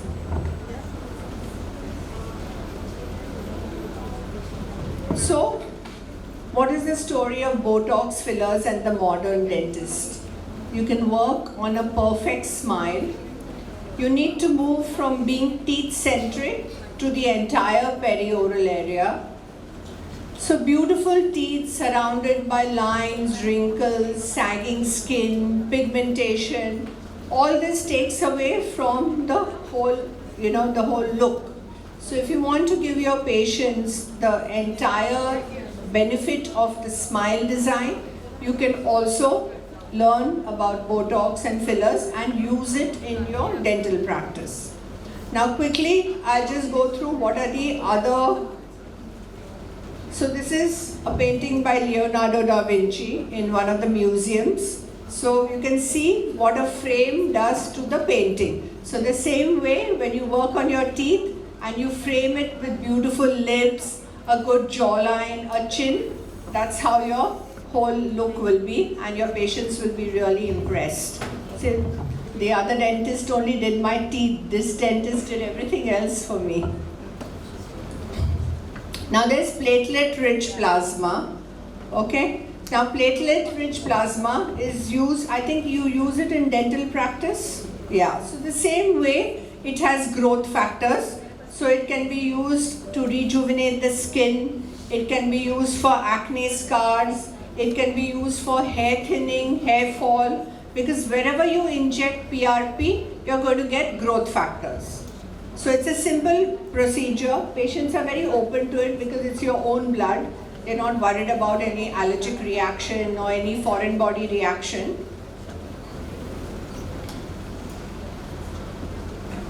So preparation of PRP, nothing very difficult in that. The plasma which is on the surface, that is injected into the skin. So about 20 ml of blood gives about 4 to 5 ml of PRP. We shall just skip this. So this is injected again with the insulin syringe. Put a numbing cream on the face, clean it, and then inject it in small micro droplets. I think it's a video. Micro droplets into the skin. So it works even for pigmentation, dark circles, scars, sagging skin, fine lines, wrinkles. Now you can see the dark circles, they have reduced quite a lot, otherwise it's very difficult to treat dark circles. We have injected PRP, done 2 sessions, 1 month apart. So now we don't talk about anti-aging medicine, we talk about regenerative medicine. So we talk about preventing aging rather than treating it after it happens. So there are now newer molecules in regenerative medicine called polynucleotides and exosomes, which are used very extensively in this. So the whole thing is about collagen banking. So you bank your collagen when you're younger. so that when you get older and the natural degradation starts, it's not so rapid and not so extensive. It's like putting money in your bank. If you put it in your 30s, obviously you're going to have more money in your 70s than if you start in your 50s. We say start early so that you have good amount of collagen, elastic tissue, growth factors into your skin. So aging doesn't become so rapid and so dramatic. So exosomes, what are exosomes? Exosomes are molecules of stem cells and growth factors. They can be plant-based or they can be human-based. When they're human-based, they're taken from the umbilical cord of newborn babies. It's created into a freeze-dried powder. It's tested for HIV, hepatitis, everything. And that is again injected into the skin or the hair. PDRN is polydeoxyribonucleic acid that works at the cellular level. And guess which mammal or which, not mammal actually, which creature has DNA most similar to human DNA? Wild guess? Salmon, yeah. She probably knows about. So the salmon sperm DNA is used for anti-aging and cell rejuvenation. So everyone knows Jennifer Aniston. She made salmon sperm facials very popular by talking about it. So it is either injected into the face but it comes as a liquid. It's not like she's making faces. Don't think of the origin like that. So it's just a normal, non-smelly, non-colored liquid. It's injected into the face or with microneedling with a derma roller. Very good results. So basically, it causes fibroblast stimulation. It has anti-inflammatory effect. It repairs the skin, gives hydration, and gives good quality of skin. So it's injected just like PRP. So you can just see it's being injected in the under eye area.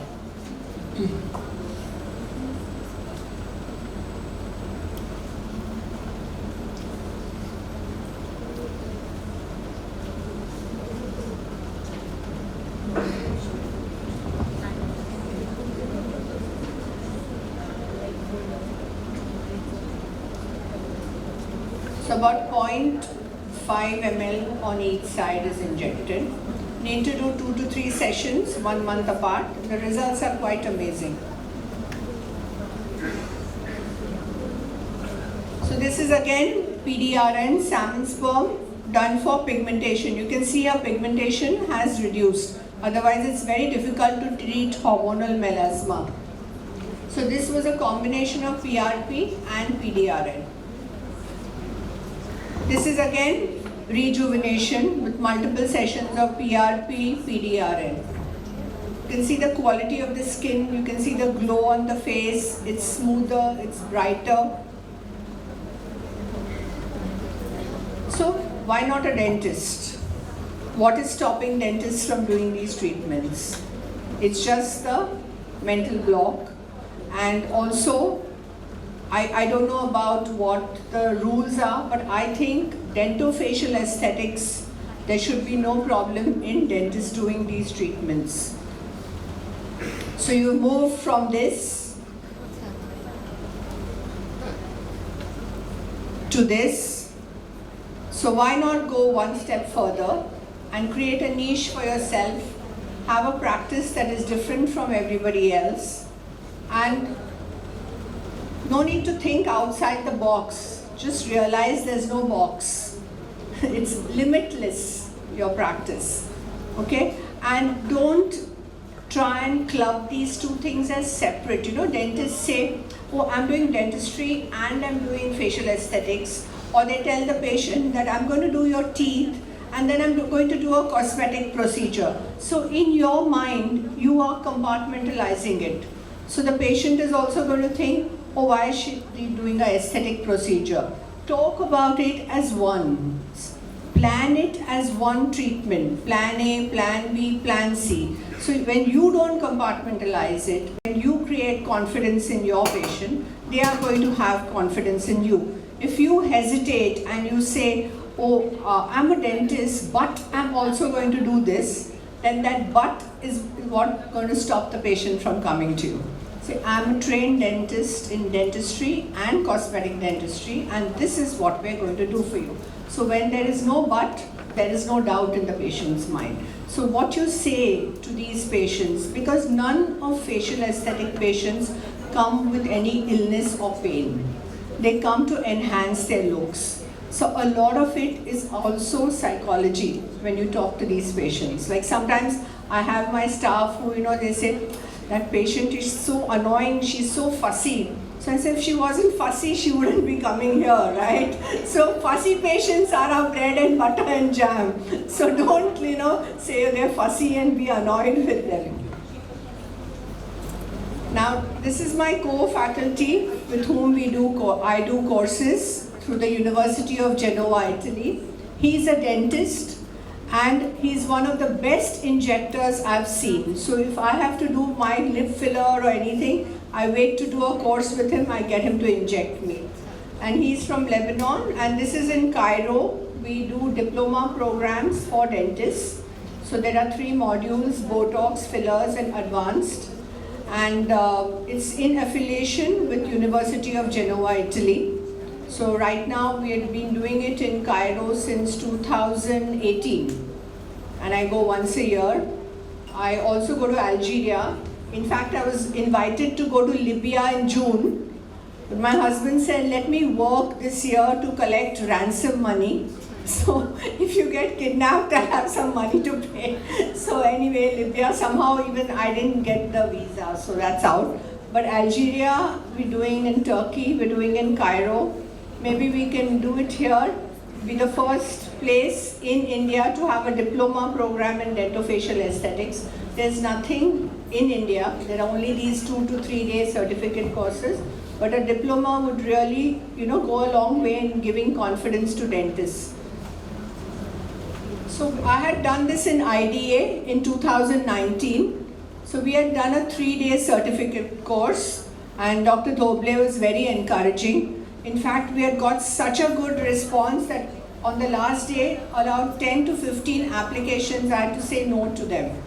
Because when you're doing a workshop, you can't have too many people. You can't have more than 25 people because you're actually doing procedures. So these are lectures, workshops, and exam. So it gives a proper diploma. And the University of Genoa is a 400-year-old university in Italy, one of the most prestigious universities. So it's not like a private university, like a fly-by-night thing. They are very particular about their protocol, their examinations, their faculty. So it's a good collaboration to have. So this was at the IDA office at Prabhadevi. I think you all must be seeing the familiar walls. So it was a full house, very good program we had. This was the entire, the graduating batch with the certificates. And this was in Cairo, in Egypt. This again, I would say out of this whole group, maybe 1 or 2 are not dentists. All the others are dentists because this is with the dental college. The lady in the red jacket, she's Dr. Hala. She's the dean of the dental academy, dental college there.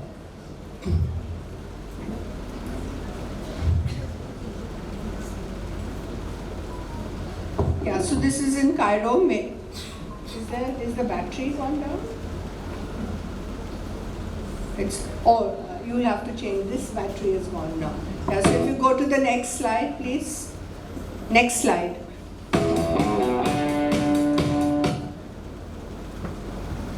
The next slide.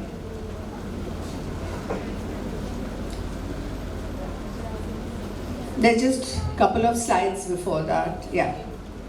Yeah, the next one, next one, next one. Yeah, so this is during COVID in Egypt. We didn't stop even during COVID. So training program there with the workshop. Next one, please. Next one, please. This is in Algeria last year. There's Dr. Jihad Habli with me. Yeah, the next one. Next one, please. Not everyone can get their crow's feet Botox. Next one. This is a video. So this is what we had conducted in Mumbai a few years back. You can play the video, please.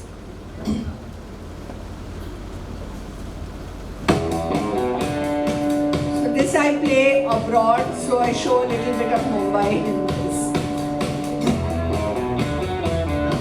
Recognize the song? Pretty Woman. Correct for today's Congress.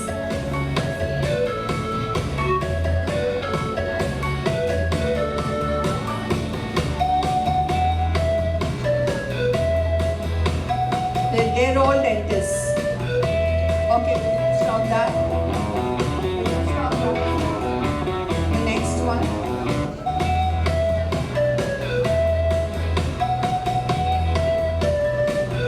No, you can go to the next one.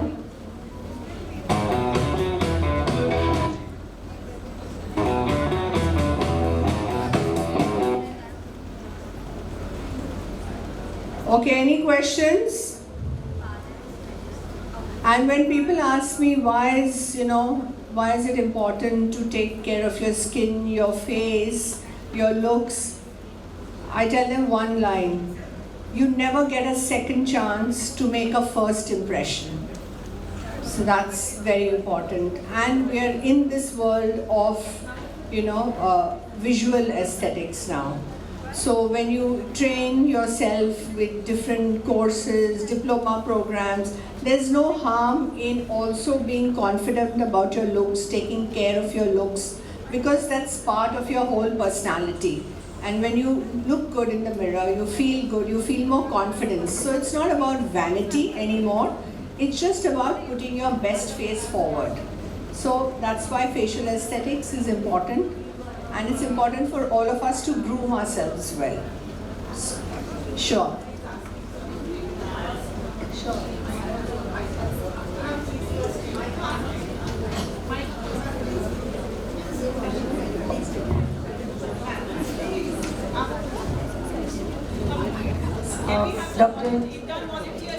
Doctor said that all dentists could also be a part of it, and I think that's really true, because we have done few cases like this, especially for the upper lip.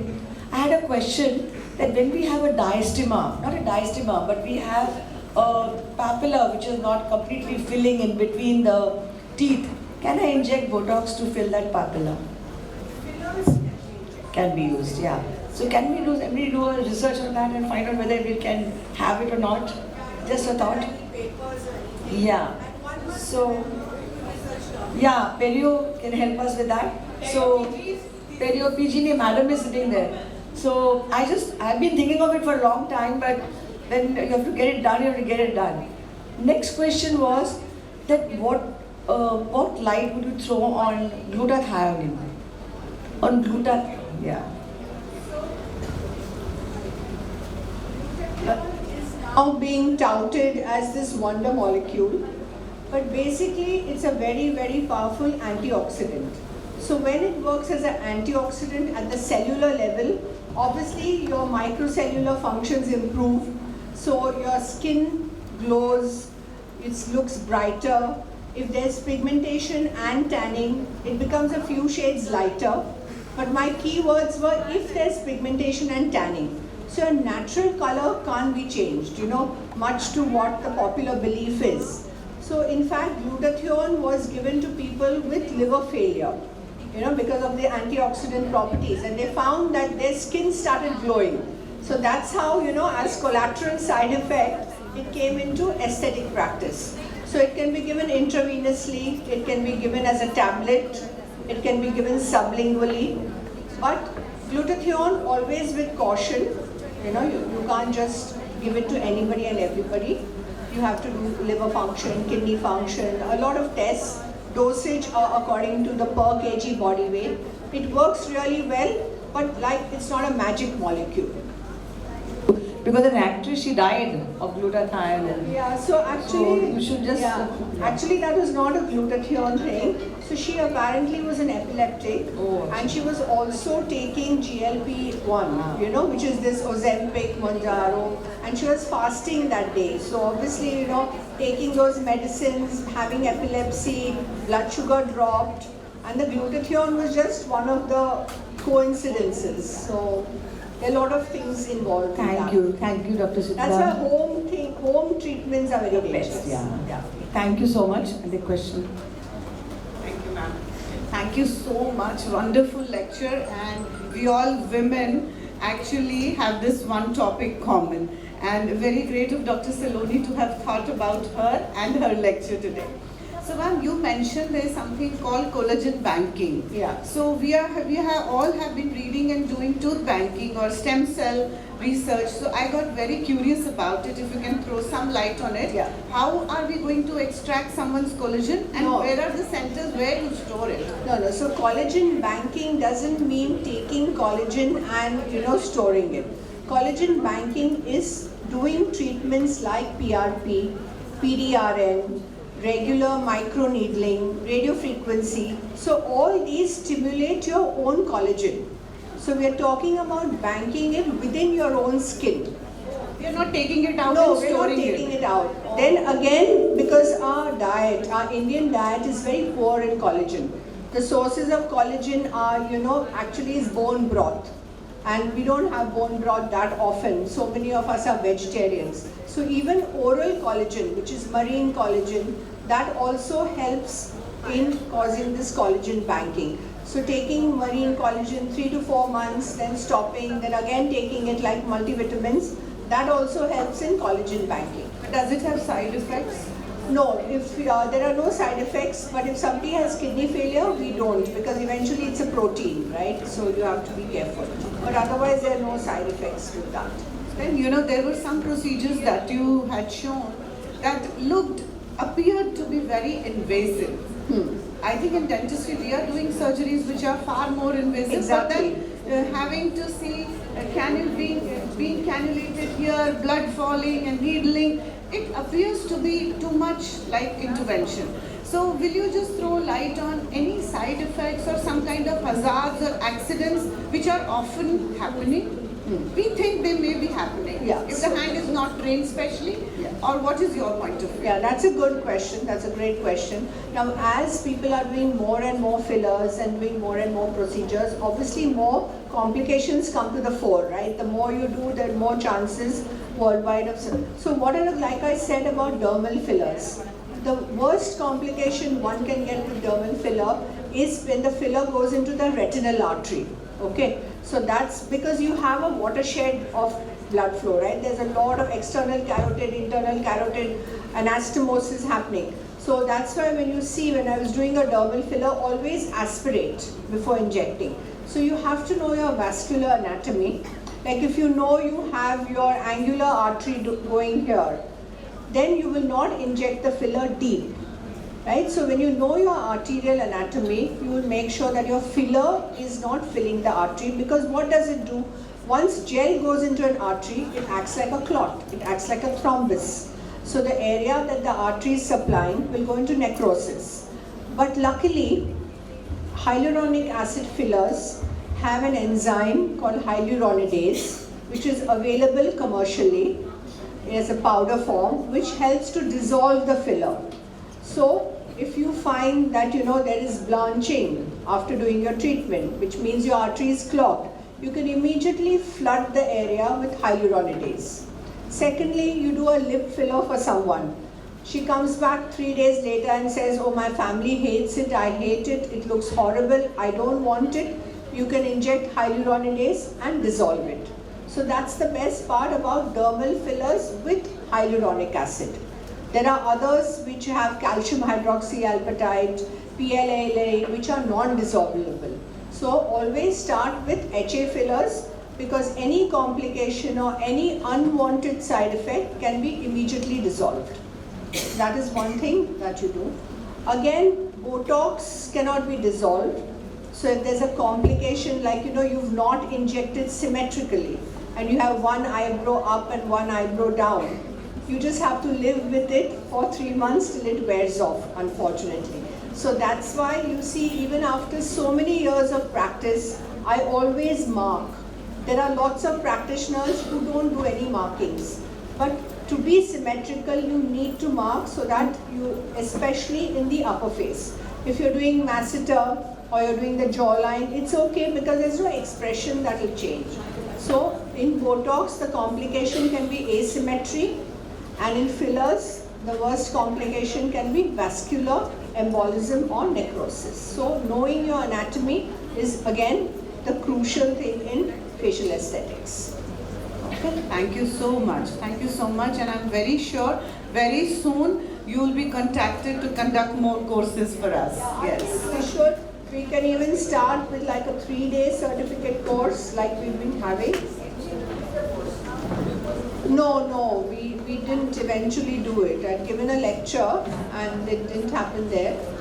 But either a 3-day certificate course. So I have this one question. As all of us here are dentists, so who are allowed to do this certificate course and practice it? Only oral surgeons or other faculty or BDS? That's something very important on ethical grounds. See, being a non-dentist, I think your dental councils and your organizations should actually come to a consensus. Yeah, Doc, recently we've got the notice from the DCI, so many dentists were doing the procedure. Not that they were trained with good mentors, but they, somehow they had some complications. So recently, I think 2-3 months back, the DCI has, issued a notice saying that only a MDS maxillofacial surgeon can practice. That. So somehow it was, the Botox and fillers were booming in dentistry, and somehow because of those, constraint, it just dipped down. But again, I think at least maxillofacial can,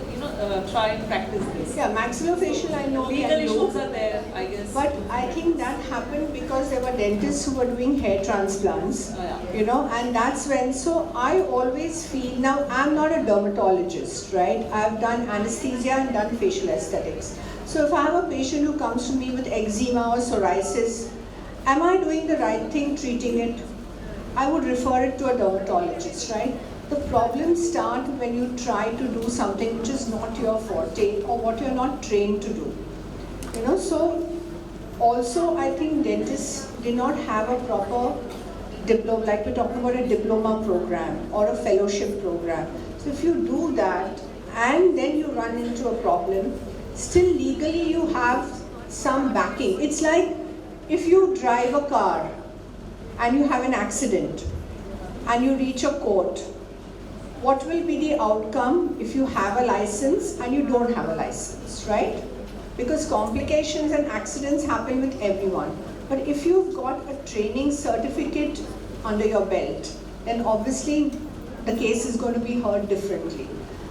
Again, I talk of dentofacial aesthetics, perioral area, masseter, jawline, bruxism, masseter hypertrophy, migraine, chronic pain, TMJ.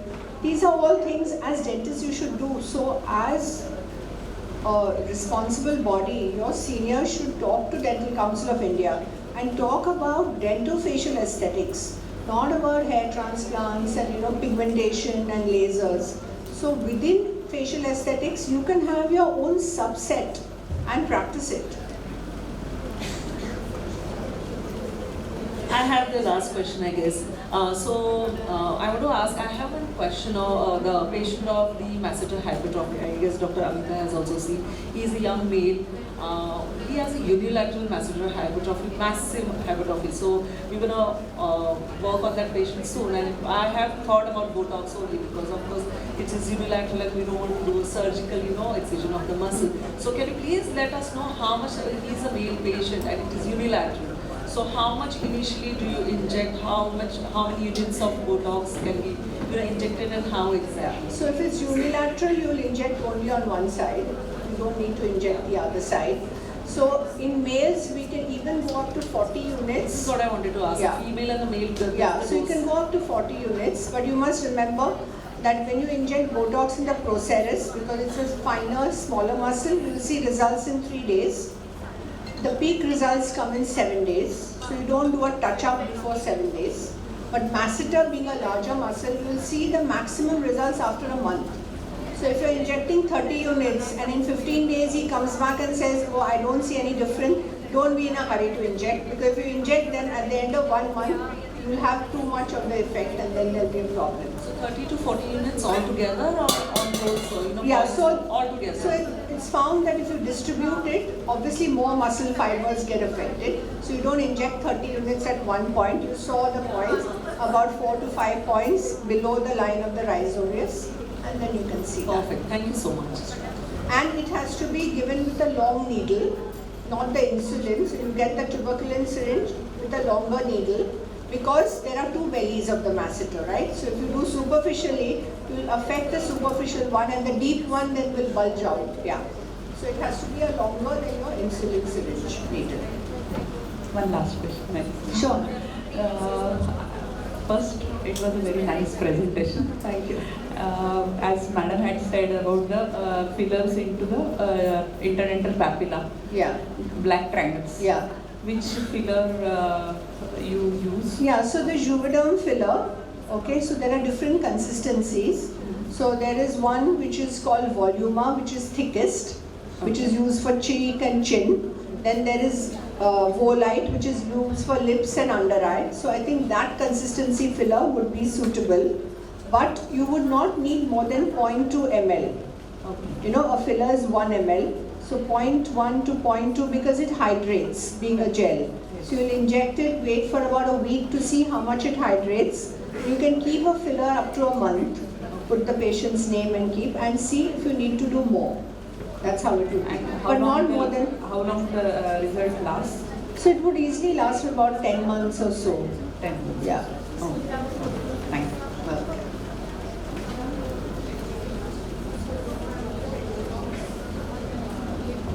Mandibular joint cases. Yeah. So in our clinics we see a lot of cases where there are muscle spasms. Yeah. But they are again multifactorial. Yeah. So when we treat them, at what point do we consider Botox in the treatment plan? See, Botox gives you immediate results. Okay? So rather than keep, Botox would give you immediate results. So rather than keep Botox as plan C and D and have your patients suffer with pain while you're doing the other treatments, you can start with Botox, make them pain-free, and then do the other traditional, more long-term effects. So then you'll have better patient compliance also. Yeah, it can be repeated. It can be repeated after 4 months. There's no worry about that.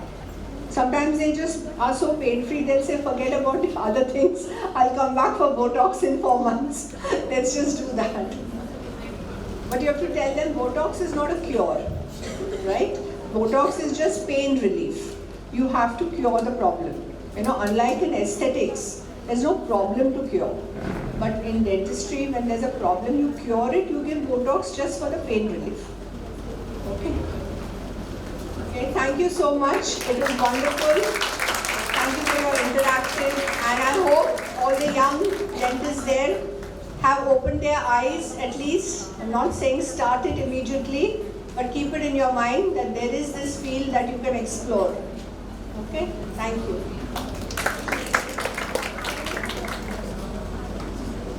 Thank you so much, ma'am. I think we all have gained a lot of knowledge, and I think in future also we all would like to learn from ma'am. I would request Manali ma'am and Saloni ma'am to felicitate Dr. Kshitija Rao.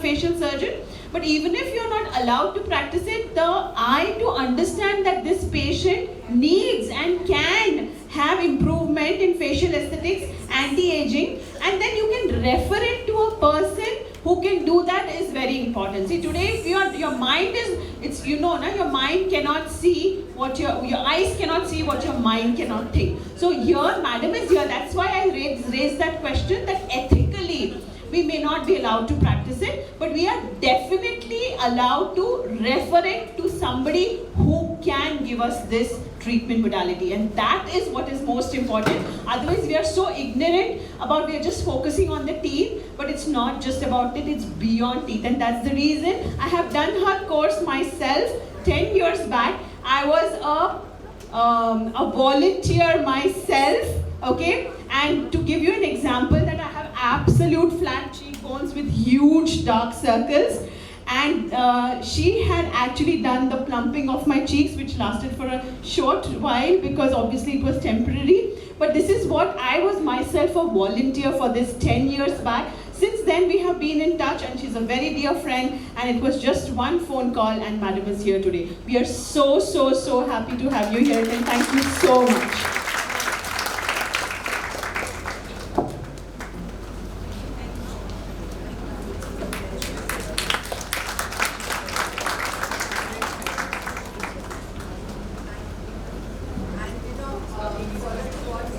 Professor Sabita said, sometimes not being allowed to do something by another fraternity is again the crab effect, you know.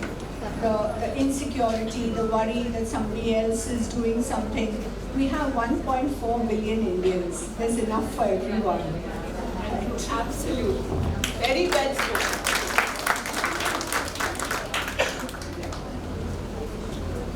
So before we go on to Hegde ma'am's lecture, just a thing, we had a reels competition which was done by our very own first BDS, second BDS students as well as our interns. So we would like to acknowledge them and felicitate them.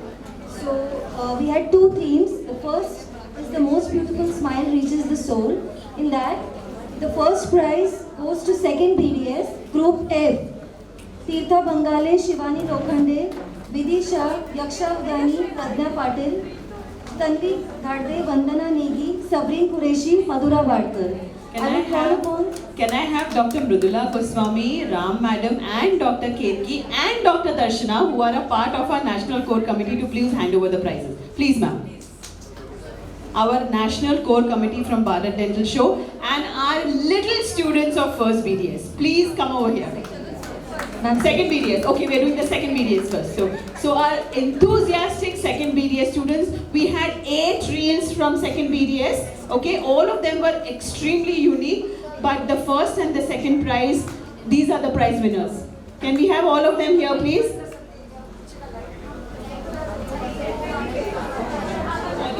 आपके दांतों और मसूड़ों की रक्षा करेगी। मीठे snacks और पेय पदार्थ कम है। दांतों को स्वस्थ रखने के लिए फल और सब्जियां खाएं। अच्छा भोजन आपकी मुस्कान को चमकदार बनाए रखता है। दिवसभर भरपूर पाणी प्या। ते नैसर्गिकरित्या तुमचे तोंड स्वच्छ ठेवण्यासाठी मदत करते। पाणी निरोगी दात आणि हिरड्यांसाठी उपयुक्त ठरते।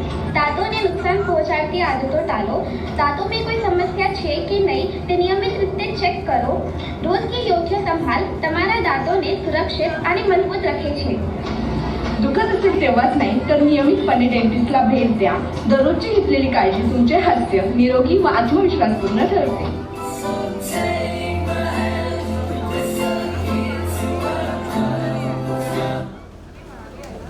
A big round of applause for all of us.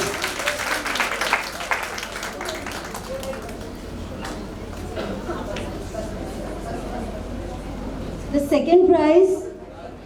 We have to award them the certificate, please, madam, please. Madam, Ram madam, please. Sabita madam.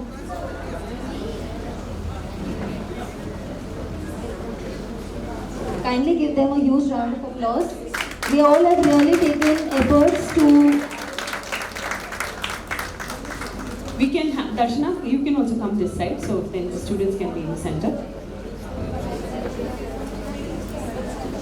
We have only 2 of you all, where are the others?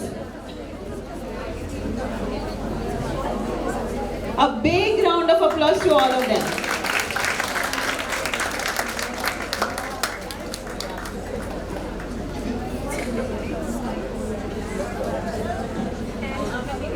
And the more important part, this is the national initiative in all languages. So they have covered all the languages and they have spoken this. So very, very well done. The second prize goes to the first PDS, Group O, Shreya Kasar, Anvi Redkar, Safa Ansari, and you. Why am the dental hospital? आइए बैठिए. What happened? Pain. Do you have caries? What's caries? Do you want to know what is caries? Caries म्हणजे दातामध्ये कीड. काय तुमच्या टूथपेस्टमध्ये fluoride आहे? Fluoride म्हणजे? Fluoride एक प्रकारचं सॉल्ट आहे जे आपल्या दाताला स्ट्रेंथन करतं. कॅल्शियम रिच खाना खाओ, अच्छे दात पाओ. स्ट्रॉंग दातांसाठी दिवसातनं 2दा ब्रश करा. थँक्यू डॉक्टर, तुमच्यामुळे माझे दात ठीक झाले. Welcome. The most beautiful smile leaves the soul. आज काळजी घ्या, उद्या निश्चित हसा.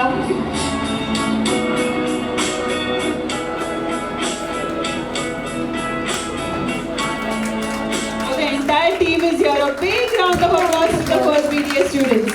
I think they have not even, they have just entered dentistry, so we should give them a huge round for understanding and putting efforts and understanding what the theme is.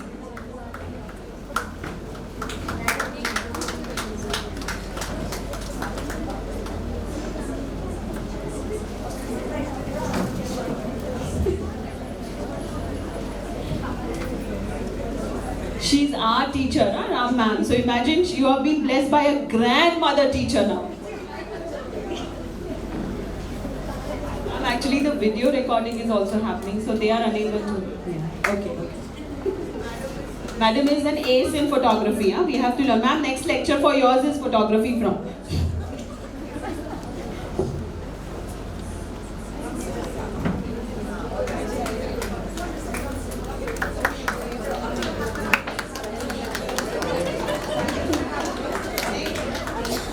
Big round of applause for them. Come on, interns.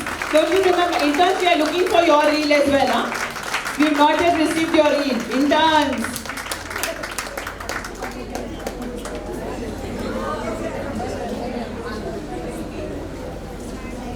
Thank you, students. So coming to the second theme, which was Save the Tooth. The first prize goes to Group I, which was the interns batch. Vaibhavi Yamdar, Sumaya Tardi, Sejal Thakur, Arohi, Stop Acharya. scrolling and come with us to get your facts straight about oral health. Sumaya, is it the fact that brushing harder feels better? No, it's a myth. Hard brushing can wear the enamel, which is the outer covering of the tooth, and which causes gums to recede, which makes it sensitive. Can you show us the correct technique of brushing? Yeah, sure. So we can use this brushing technique for 2 minutes along with softer medium bristled brush to avoid sensitivity. Aditi, is it a fact that painkillers can replace dental treatment? No, the painkillers only mask the pain, but that does not treat the cause as they reduces the inflammation, but the infection keeps on spreading. Achal, is it a fact that tongue cleaning isn't important? No, it's the myth. Tongue has tiny grooves, papilla that trap bacteria, food debris and causes bad breath. And tongue cleaning prevents the bad breath. Vaibhavi, is it a fact that extraction causes vision loss? No, there is no such connection of any nerve supply or a blood supply that connects the tooth with the eyes. So there is no vision loss during extraction. Sarah, is it a fact that once treated the tooth needs no follow-up? No, it's a myth. Many dental problems begin silently and they flare up without giving warnings. So regular dental checkup saves the teeth before it gets infected. Arohi, is it a fact that scaling loosens teeth? No, that's a myth. Accumulated plaque only holds the teeth in place. The scaling reveals the underlying problem that caused the plaque accumulation in the first place. Ashwini, is it a fact that implants last forever without care? No, it's a myth because plaque accumulation can occur under implant also if proper care is not taken. So we have to take care of implant as we do for natural teeth. So regular cleaning, brushing can reduce plaque accumulation under the implant and implant can last for longer period of time. Save this video for the next dental checkup so you don't forget these facts. Let's invest in our smile in 2026. Please give them a good round of applause. I think they have appropriately gone with the theme Save the Tooth. So I would call again Sabita ma'am and Mridula ma'am to kindly... We can have Dr. Kshitija Rao to give them, to do the honors, please. And also, Dr. Mridula Joshi ma'am also, you can felicitate the interns. Yeah, madam, please. Yes, ma'am, please.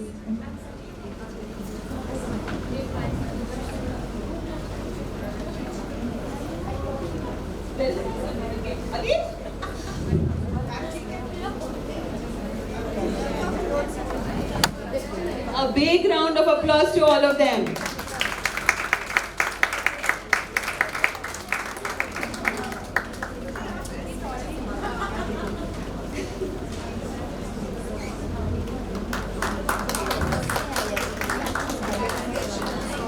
The second prize goes to Group B, second BDS, Truna Bole, Niyati Mehta, Riya Bole and Group.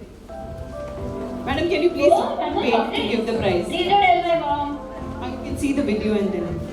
Let's limit my sugar intake.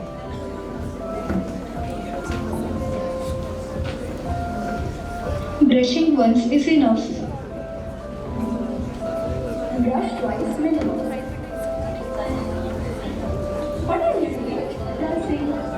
So all these videos are going to be uploaded on DentistChannel.Online website, so it will be visible to all. But you have to become a member for that, and that's what is the membership logo. Drinks after every meal. I think I have an active. Why wait for 3 minutes?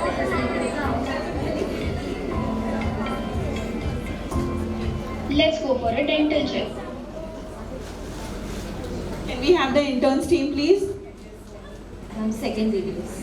This is second BDS, yeah. Second BDS, yeah.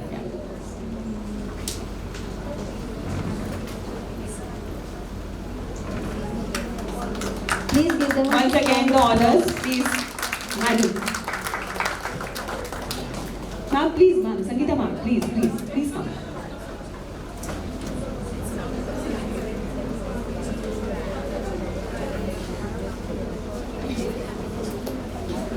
Lord, you have to actually appreciate. Come on.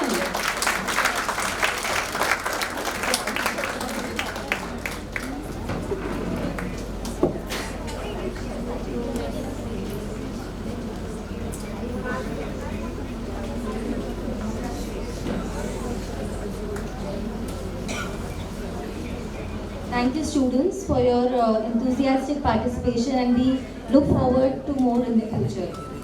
So coming to our second scientific deliberation, we have our very own Dr. Hirkani ma'am from the Department of Oral and Maxillofacial Surgery with over 16 years of clinical and academic experience, an alumna of Deepa Patil Pune, and she has completed her post-graduation from BSPM Dental College, Nagpur, securing a top rank in MUHS and the prestigious IC Dudani Gold Medal.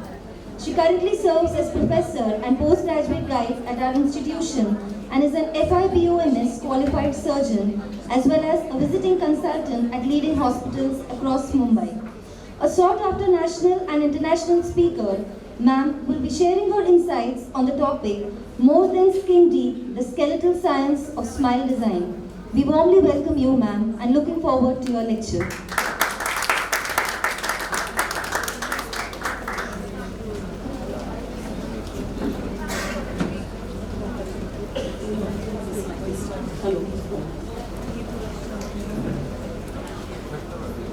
Good afternoon to everyone, and what an overwhelming morning for me to hear to all the ladies whom I look up to for so many years, especially Dr. Sabita ma'am. I've been always been inspired by you and look up to you, all the ladies in our fraternity like Leela Mandrade, and I placed you over there, so we always look up to you in that sense. So it was really overwhelming and inspiring for me to listen to all the ladies in the morning. So yes, at the onset, I would like to first congratulate Saloni ma'am and the entire organizing team of the Bharat Dental Show for putting up such an extensive and wonderful program ahead. And at the same time, I would like to thank for giving me the opportunity specifically to Saloni ma'am, the founder of this Bharat Dental Show, our director, Dr. Kavita ma'am, our dean, Deepa ma'am, our dean faculty, Dr. Vibha Hegde ma'am. So yes, coming to today's topic, So what an apt thing for me to talk today is the most beautiful smile reaches the soul. So now anybody, if the students are not hungry and not sleepy, can anybody please tell me what do you understand by beautiful smile? Can you define a beautiful smile? Actually, students ma'am. Okay. Yeah ma'am, you can go ahead. Absolutely, absolutely, absolutely. No. So exactly, I'm coming to the point. So the smile, which is perceived to be a beautiful, is actually a facial proportion which are balanced. Okay, so this balanced proportion is determined by the underlying framework, the skeletal framework, and there comes in the picture. Can you move, please? Sorry. Yeah. So we as a maxillofacial surgeon has the training and the skill and abilities to change that underlying structure, and this is why the more than skin deep. So my previous speaker actually spoke about some superficial, treatment where you can harmonize your facial profile and the smile, where I'm going to talk on the deeper level, where as a maxillofacial we work. So through today's talk, I'm going to explore the scope of an OMFS in skeletal, the smile designing, as well as to understand the referral to an OMFS, as Saloni ma'am aptly said. So whenever needed, the cases can be referred and can be managed by us. Yes. So these are real beautiful smiles. So not all of us are, born with such kind of a smile. But yes, in today's era of the advanced surgical technology, such kind of a smile can be engineered or can be sculptured onto the patient face. Of course, with the help of the, more deeper skeletal framework, repositioning, and some aesthetic framework can be done on this patient. Now, what do you understand is this harmonious smile? I've already spoken. So, harmonious smile is the perfect blend of balanced facial skeletal, where the bones, soft tissue, teeth, and the functions are in proportion. All right. So, any imbalance in this proportion gives rise to unpleasant smile. So yes, where I stand as a maxillofacial surgeon to giving rise to this harmonious facial profile or the harmonious smile is, we as a surgeon can, as I said, we work on the underlying skeletal framework. So we can reconstruct, we can augment, and we have the abilities to reposition and realign this underlying skeletal framework. So my talk will be, focusing on all these three topics mainly. So I'll be briefly touching upon the reconstruction and the augmentation procedure, because there's a lot of overlap between the periodontal and the prosthodontic fraternity. So, but I'll be talking in depth a little bit about the repositioning and realignment of the skeletal framework.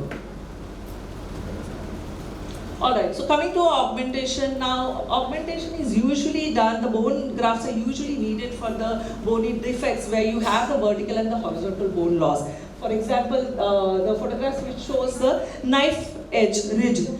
Here, if you want to rehabilitate a patient, you need some solid bone graft underneath.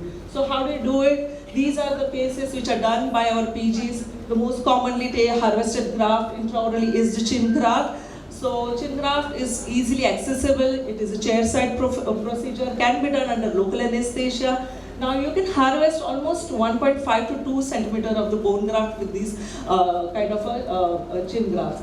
Now the another intraoral site is the ramus graft. Now ramus graft can also be used to augment horizontal as well as your vertical bony deficiency. But if you see both these techniques, the chin graft and your ramus graft, the amount of bone what you get through these techniques is quite minimal. Like you can't augment the defect which are larger than this. So around 1.5 to 2 centimeter of the defects can be augmented with these kind of a bone grafts.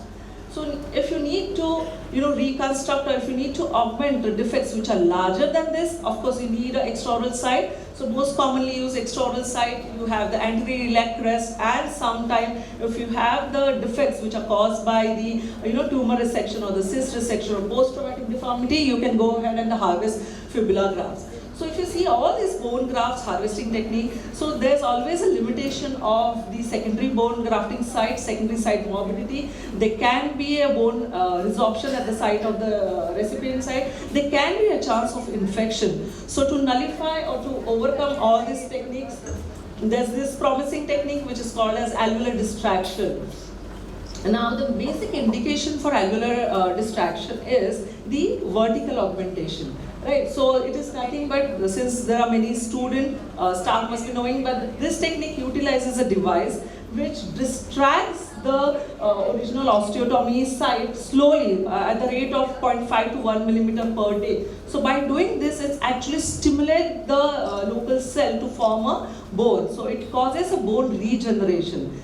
Another beauty of this technique is what you get is along the bone formation, you get a soft tissue formation also. So it obviates all the possibilities of the bone grafts which are there, like you don't have a secondary bone, the secondary site morbidity, you don't have infection, you don't have that resorption. So this is a very good technique. We can think about this technique before going ahead with the implants. Alright, so next is, yes, in recent time I would say the zygomatic implant have gained a lot of popularity owing to its advantages, like it is fantastic techniques in the cases where the atrophic maxilla has to be rehabilitated. So instead of going for an extensive bone grafting, you can just try and put in zygomatic implants. So these are actually a longer implant, if you see. And why zygomatic? Because it takes the anchorage. These all are my cases. It takes the anchorage from your zygomatic bone. So zygoma being only cortical bone in the entire midfacial region. In an atrophic maxilla, it gives a good anchorage and a good implant stability. The beauty of this procedure is the patient can go back to the function immediately within 48 to 72 hours.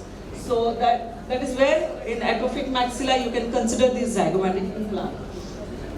So that was it about the reconstructive and the augmentation procedure. Now coming to my main focus of today's talk is the reposition or realignment. So now these can be done with the help of something called as orthognathic surgeries. Okay, so as my previous speaker spoke about superficial, procedure, we as a maxillofacial surgeon work on the deeper layers of the, face, that is the skeletal framework. So if you have to, if the patient is indicated to undergo such kind of a procedure, something called as orthognathic procedure can be done. Now, since ages in the maxilla, you have before one osteotomy, and in the mandible, you have a bilateral sagittal split osteotomy, which is the workhorse of this orthognathic procedure.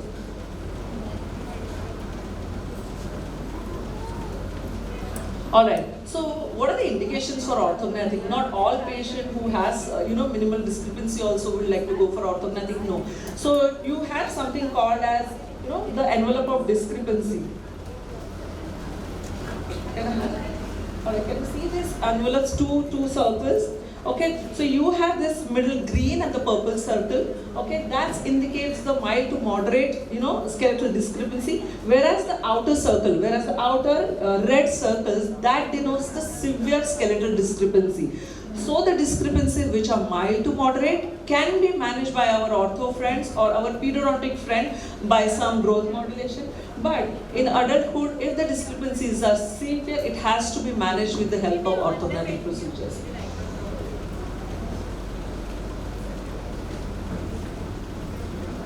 Alright, so when it comes to a smile, the maxilla plays a vital role. Now how your maxilla, if you see, is actually supports your upper anterior incisor. So at the normal rest position also, at least 2 to 3 mm of your incisal edges are visible in a normal proportionate patient.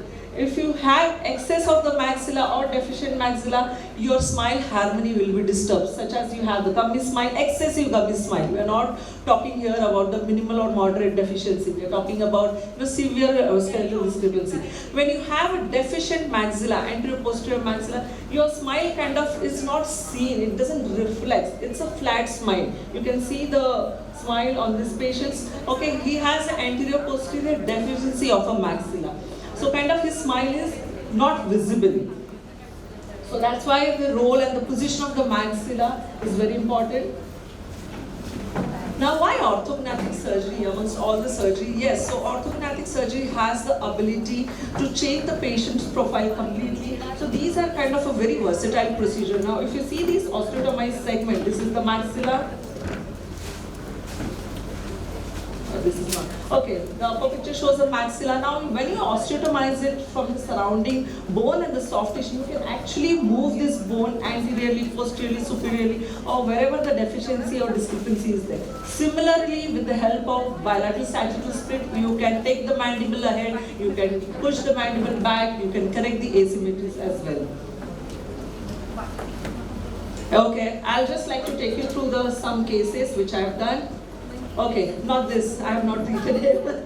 Yeah, so you see him, he has a gummy smile, but his smile is really attractive. So anything which is more than this, okay, like this. Okay, so she is the patient, she was my first orthognathic patient which I treated a couple of years back. So she came to me with the severe, the massive maxillary vertical excess.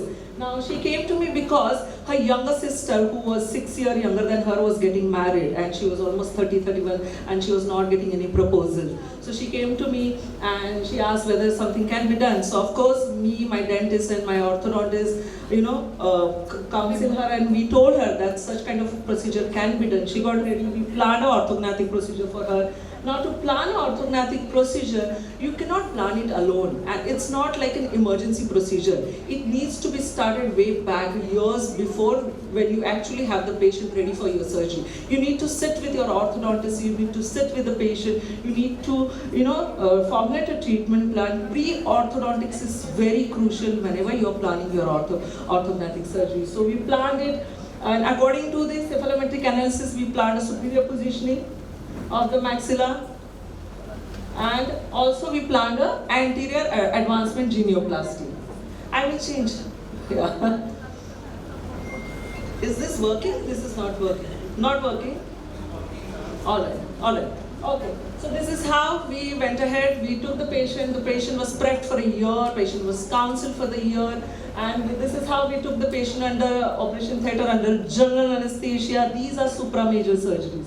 So the patient was taken. So we give an incision, we expose the entire maxilla, okay? You give the osteotomy cut, and you exactly measure the amount of the maxilla which is excess, which you have measured in the cephalometric analysis. You measure that amount of a maxilla and you do osteotomy with the help of, oscillating saw or the piezo, whatever is available to you. You do that, and then once the osteotomy cuts are done, you down fracture the maxilla. You try and, the first picture, you try and just remove all the interferences which are there. Okay, remove those, and then you superiorly reposition this maxilla. Because we were doing a superior repositioning, we took the maxilla up and we fixed it. Whenever you have the other discrepancies, like if you have an anterior posterior discrepancy, the similar procedure is done, but you can take the maxilla. The maxilla becomes so free from surrounding structure, provided that you have maintained the pedicle to the maxilla. That is very, very important. Otherwise, the maxilla can undergo necrosis. So you have to, the incision what we give is really minimal. So once you do a down fracture of a maxilla, the maxilla can be moved in any direction. So if you can correct the anterior posterior deficiency, you can correct the roll, you can correct the cants, you can correct the facial asymmetries as well. So for this patient, we did a superior repositioning and we fixed it. Okay, this is how this girl looked after a month of the surgery. A little bit of facial edema is always there. Edema takes almost 3 to 4 months to settle because soft tissue takes a time to redrape to the neoskeletal position. So this is how she was happy. If you can notice her chin, actually, we had planned only a vertical, superior positioning, but she kind of told me in the later days of the surgery that if you see my chin, ithe aise khadde padtat, she used to say. So she had this puckered chin. So because her soft tissues were not supported by the underlying bone, it was giving a the puckered chin look like appearance. So we planned a little bit 4 to 5 millimeter of an advancement genioplasty for her. The procedure which madam spoke was with the fillers. So those are temporary procedure. These are something if a patient are looking for some permanent solution, genioplasty can do wonders to the patient's profile. Okay, coming to our second patient. Now this patient came with the complaint that her teeth are not seen absolutely when she smiles. So if you look at her, only her lower teeth, that is also 2 to 3 millimeters of the lower teeth are visible. Absolutely her, the maxilla is completely masked under her smile. So she definitely had a vertical maxillary deficiency. So what we planned for her is we planned an inferior positioning of a maxilla. Okay, and if you see her, this is how her occlusion came after the procedure. So if you look at her carefully, we look at her nose. So we planned inferior and a little bit of anterior positioning of the maxilla. So what it does is when the maxilla comes ahead, you take the anterior nasal spine also ahead, and the anterior nasal spine is the only support to the base of the nose. So if you see both the pictures, her nose looks a little sharper and slender post-operatively. So this is how the soft tissue follows your hard tissues, and this is how you can try and harmonize. Yes, some perio work can be done in this patient with our help of our periodontist friend. Crown lengthening procedures can be done to give that proper, incisal show and the teeth show to her. Yeah. So coming to the role of the mandible. So mandible, as I would say, plays an indirect role via facial balance and the balancing profile harmony. So if you have a retrognathic mandible, the patient will have this convex profile, and if you have the prognathic mandible, patient will have a concave profile. So kind of mandible tries to balance the lower facial height along with the facial profile. Alright.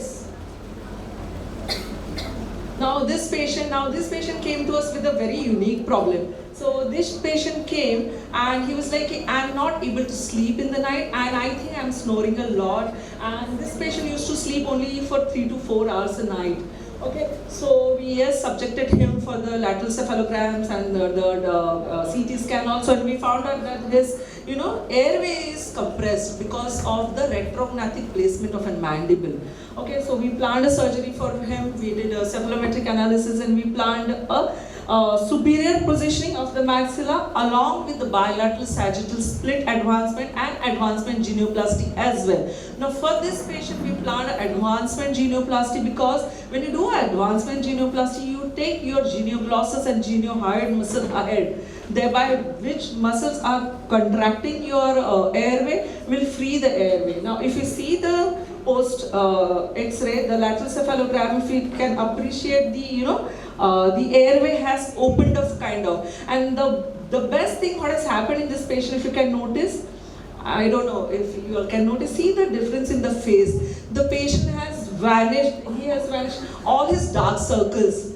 Because after the surgery, the patient started sleeping well and kind of his, overall health improved, and this is how he looked. He was really happy with the kind of profile he got. Okay, this is what I was talking. The lower facial height, the mandible determines your, lower profile. This is how he looked, and yes, his sleep improved and the dark circle really vanished after that.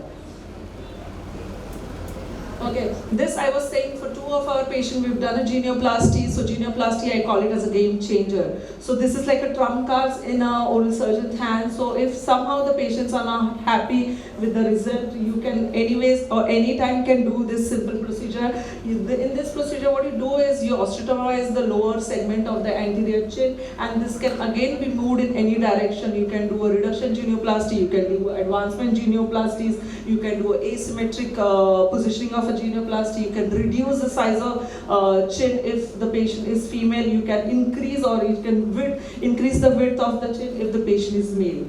So this is really a very versatile procedure.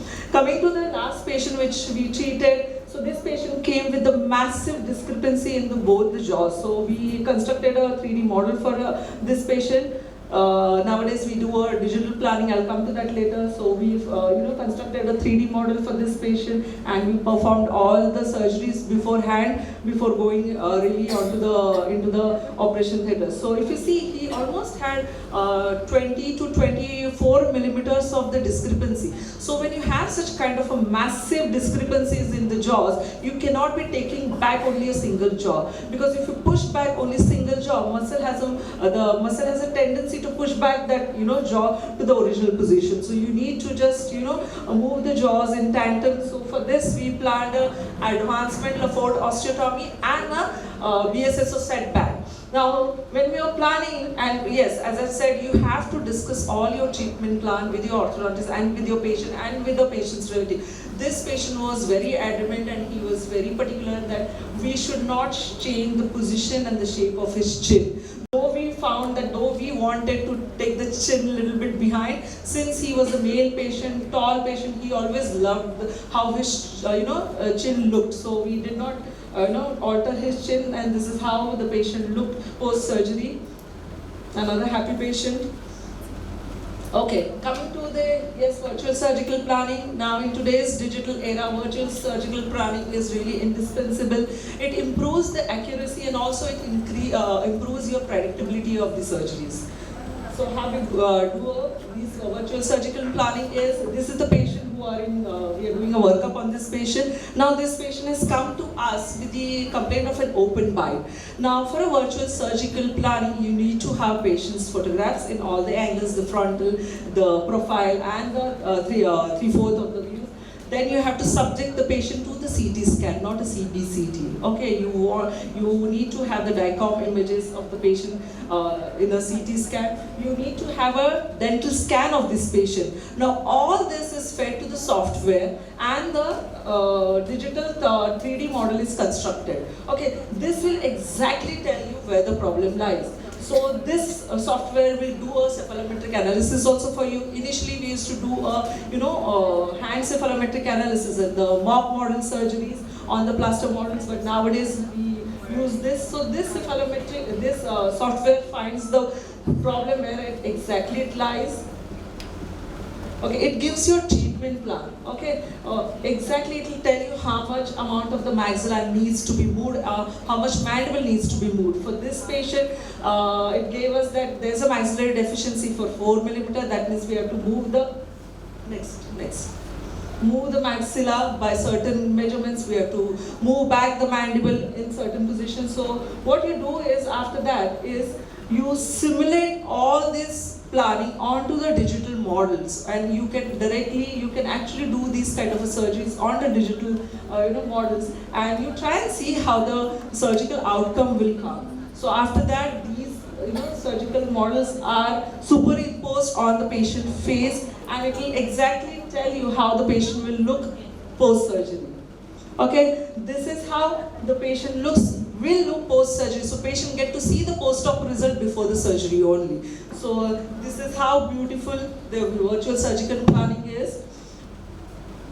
Yes. Coming to end of my topic is, yes, along with all these surgeries, there are some procedure which needs to be done, which is spoken by Dr. Kshitija, which will enhance your features further. So for example, yes, lip lengthening is very much required when you are doing a orthognathic surgery, because when you do a Lafort 1 surgery, you take the maxilla here, you take the maxilla up, it kind of shortens your lip in the length. So for that, we are also practicing giving some amount of Botox. If at all the patient is not happy with the post-op result, we can inject the Botox. As Dr. Kshitija said, it relaxes the muscle, it kind of increases the length of the lip. So it can mask whatever the post-operative deformity remains, it can mask that.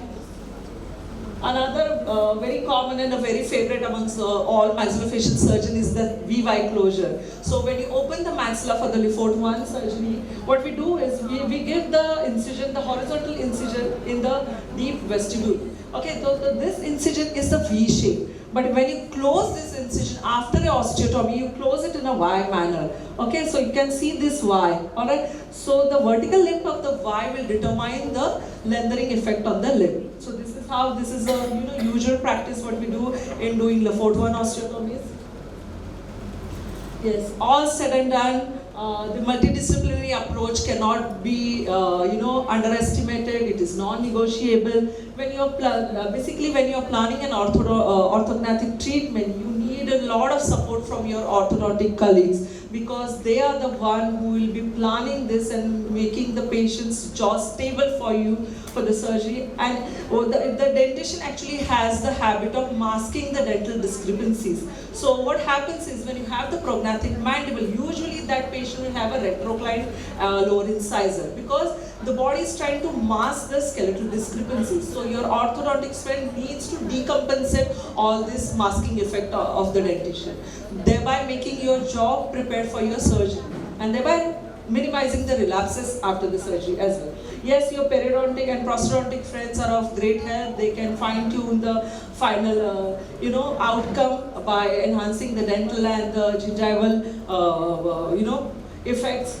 Yes, to conclude now, to summarize, I would say yes, orthodontic and reconstructive maxillofacial procedure establishes a structural basis of a smile harmony.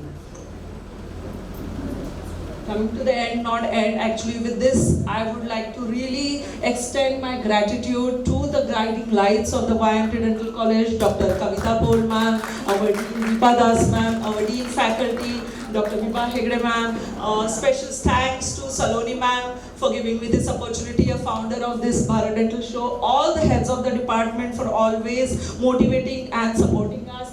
Yes, my ally, my sisterhood, we all share a good bond with each other. So I'm really thankful to each one of you for always inspiring and helping each other. And yes, last but not the least, the torchbearer of the institute, the lecturer, the readers and the tutors of the institute. And I'll be failing in my duties if I don't thank my department, my head of the department, Dr. Shreyas sir, and entire oral surgery department. Thank you so much for staying back, even if you're hungry. Thank you so much.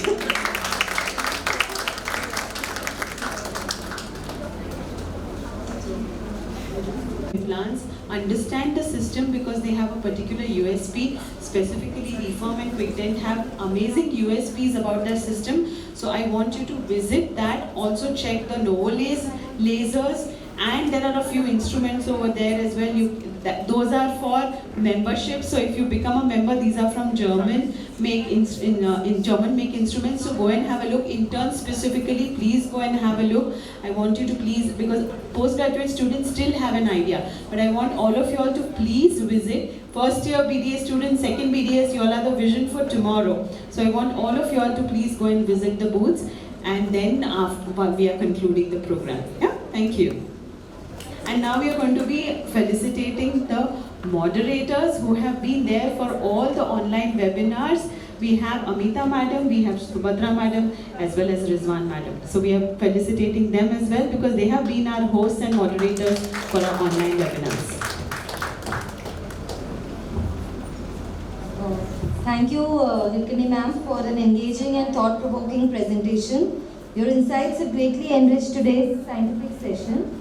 I would like to invite Dr. Darshana Kernar, a part of the Women Leadership Council of Bharat Dental Show, to kindly speak. Before that, we have to give certificate to Hirkani ma'am. Yeah. So can you have, Ram ma'am, can we have you to please give a certificate to Hirkani ma'am?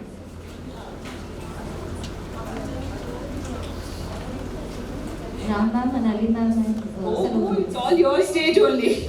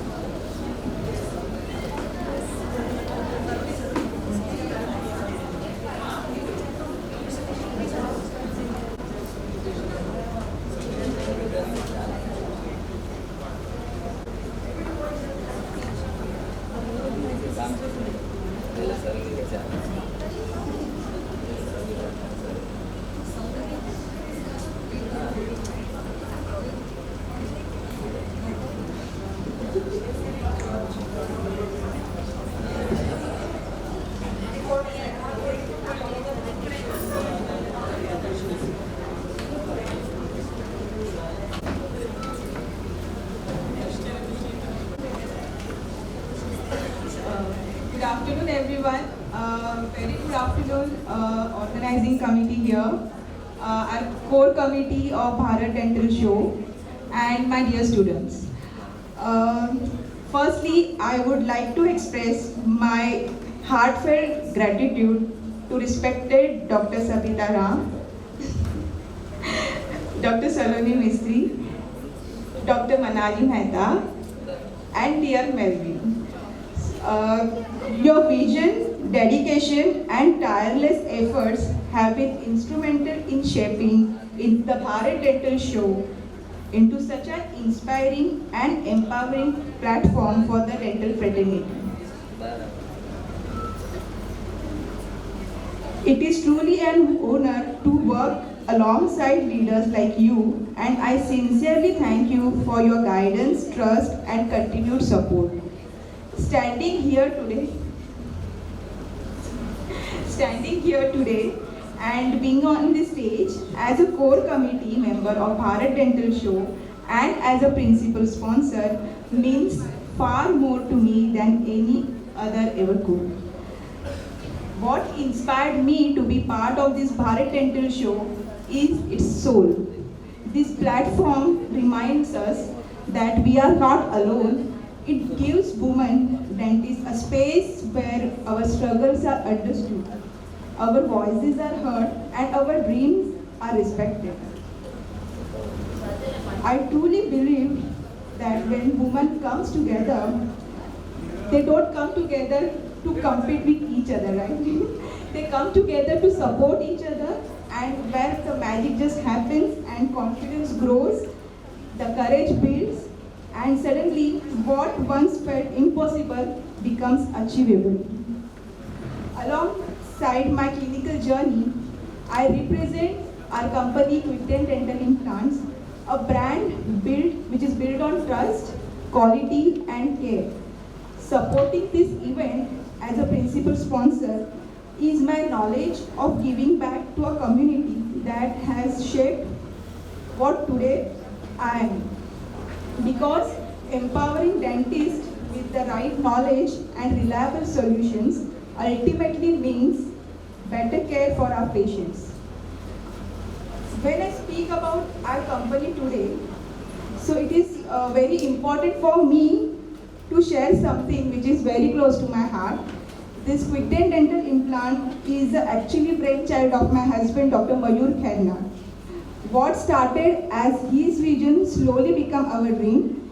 I stood beside him not just as a partner, but as a believer and as a strong supporter. And together, through these challenges and long discussions and endless learning, we turned that idea into a reality. And this journey taught me that women don't always have to stand in front to create impact, but sometimes standing beside, supporting and strengthening and building together is just as powerful. Thank you for being part of this journey, for lifting one another, and for reminding me and all of us that our stories truly matters. Thank you so much from bottom of my heart.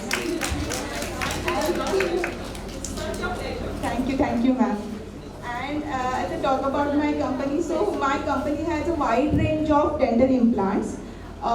They are specially designed for every So we have the conventional implant also that are designed to place conventionally. Then we have two-piece bicortical implant which are specialized to treat immediate loading cases. And that design is actually a patented design by my husband, Dr. Kharghar. We do have two-piece zygomatic implants also, and we have wide variety of one-piece implants also. So please do visit our stall which is behind. So you will come to know how we are unique as compared to other companies. And we do have a digital ecosystem also. We have our own 3D software. We have like surgical guides.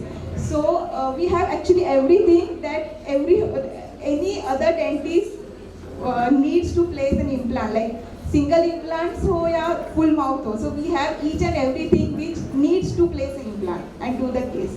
So thank you so much. Thank you, ma'am. We're going to have a workshop with her in our department, department in collaboration with perio and oral surgery PGs, and we're going to have a specific workshop of Quitten implants in our department. Okay? Thank you, Dr. Darshana. Lastly, I would call Dr. Ketki Pawar-Chavan, who was our first speaker online webinar, who started with the online webinar of Bharat Dental Show. So, ma'am, could you please speak a few words? Everyone, I'm Dr. Ketki Pawar-Chavan, founder of Taught Well Simplified So I started my journey in 2020 by starting a YouTube channel which was called Toothism back then. Dental students might know because it became very popular, and now it's called Taught Well Simplified. And thank you so much, Bharat Dental Show, the core committee. I see that everything is so organized and perfectly done. So, ma'am, please don't be stressed. It was wonderful. Yeah, there is no need to stress out. So, as you see that everything has turned so well because of all of your efforts. And I'm really grateful to be coming back here because I'm also from YMT. And nobody will know this because now all the batches are different. So I did my oral surgery here from this college, and so it feels really great to be coming back here and to get to speak. And so I want to say that this is a very great initiative. And after that, after I created Taught Well Simplified, and now it has reached over 100k subscribers. If you have not subscribed, please do. It's a free platform on YouTube for all the dental students. So please do it. And then after that, I started my journey into psychology field. Because I don't think we are bound by just one identity. We can do anything that we want at any stage of life. And so I wanted to explore this, and I started reading about psychology and all these things, and I found that I have a second calling here. And that led me to write a book, The Emotional Reset, which is on mental health, which is about how to rewire your mindset. If you're having negative thought patterns, you can change them, and how easy it is. Because I thought the brain is this organ that everyone should know how their brain and psychology works in real life. Because if you do that, then you can reach your fullest potential. Because then you know what is stopping you, what are the roadblocks, your subconscious beliefs which are limiting you, and you might never even know that. So it's like shining a flashlight on all those parts. And when you get rid of all those limiting beliefs, then you can just soar in life like anything, and every day becomes like every day becomes like a joyful celebration. And so if you want to explore that also, I have a second channel. I think it's my hobby to create YouTube channels. So that's called Healing with Psychology. It's also on Instagram. And I want to say thank you so much, ma'am, for giving women this platform, because it is very difficult to have a voice to speak somewhere. So that is the most important thing Bharat Dental Show has given, which is to give a platform. And thank you so much. And yeah.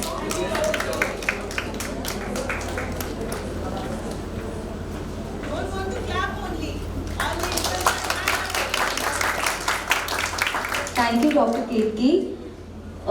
Lastly, we would like to acknowledge all our moderators for our online webinars who have given their contribution, their time. So I would request Saloni ma'am and Manali ma'am to do the needful. Dr. Amita ma'am, Dr. Subhadra ma'am, and Dr. Rizwan ma'am, please.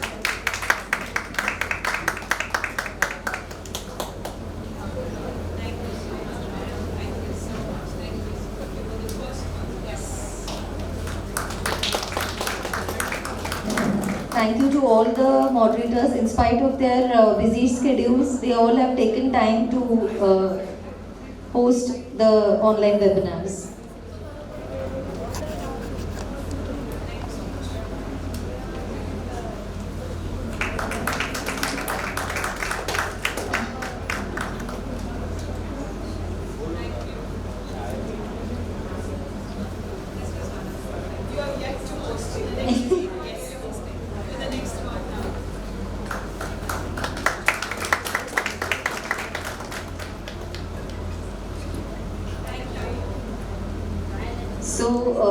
What we conclude today is only the beginning.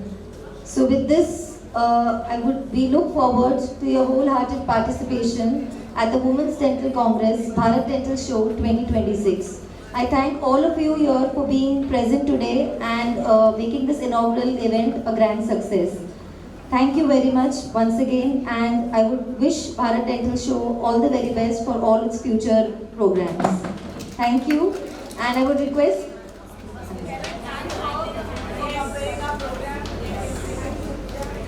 Thank you so much, ma'am. It's always a pleasure to be your student. So I would request all the dignitaries and the faculty to kindly proceed for the lunch. Thank you.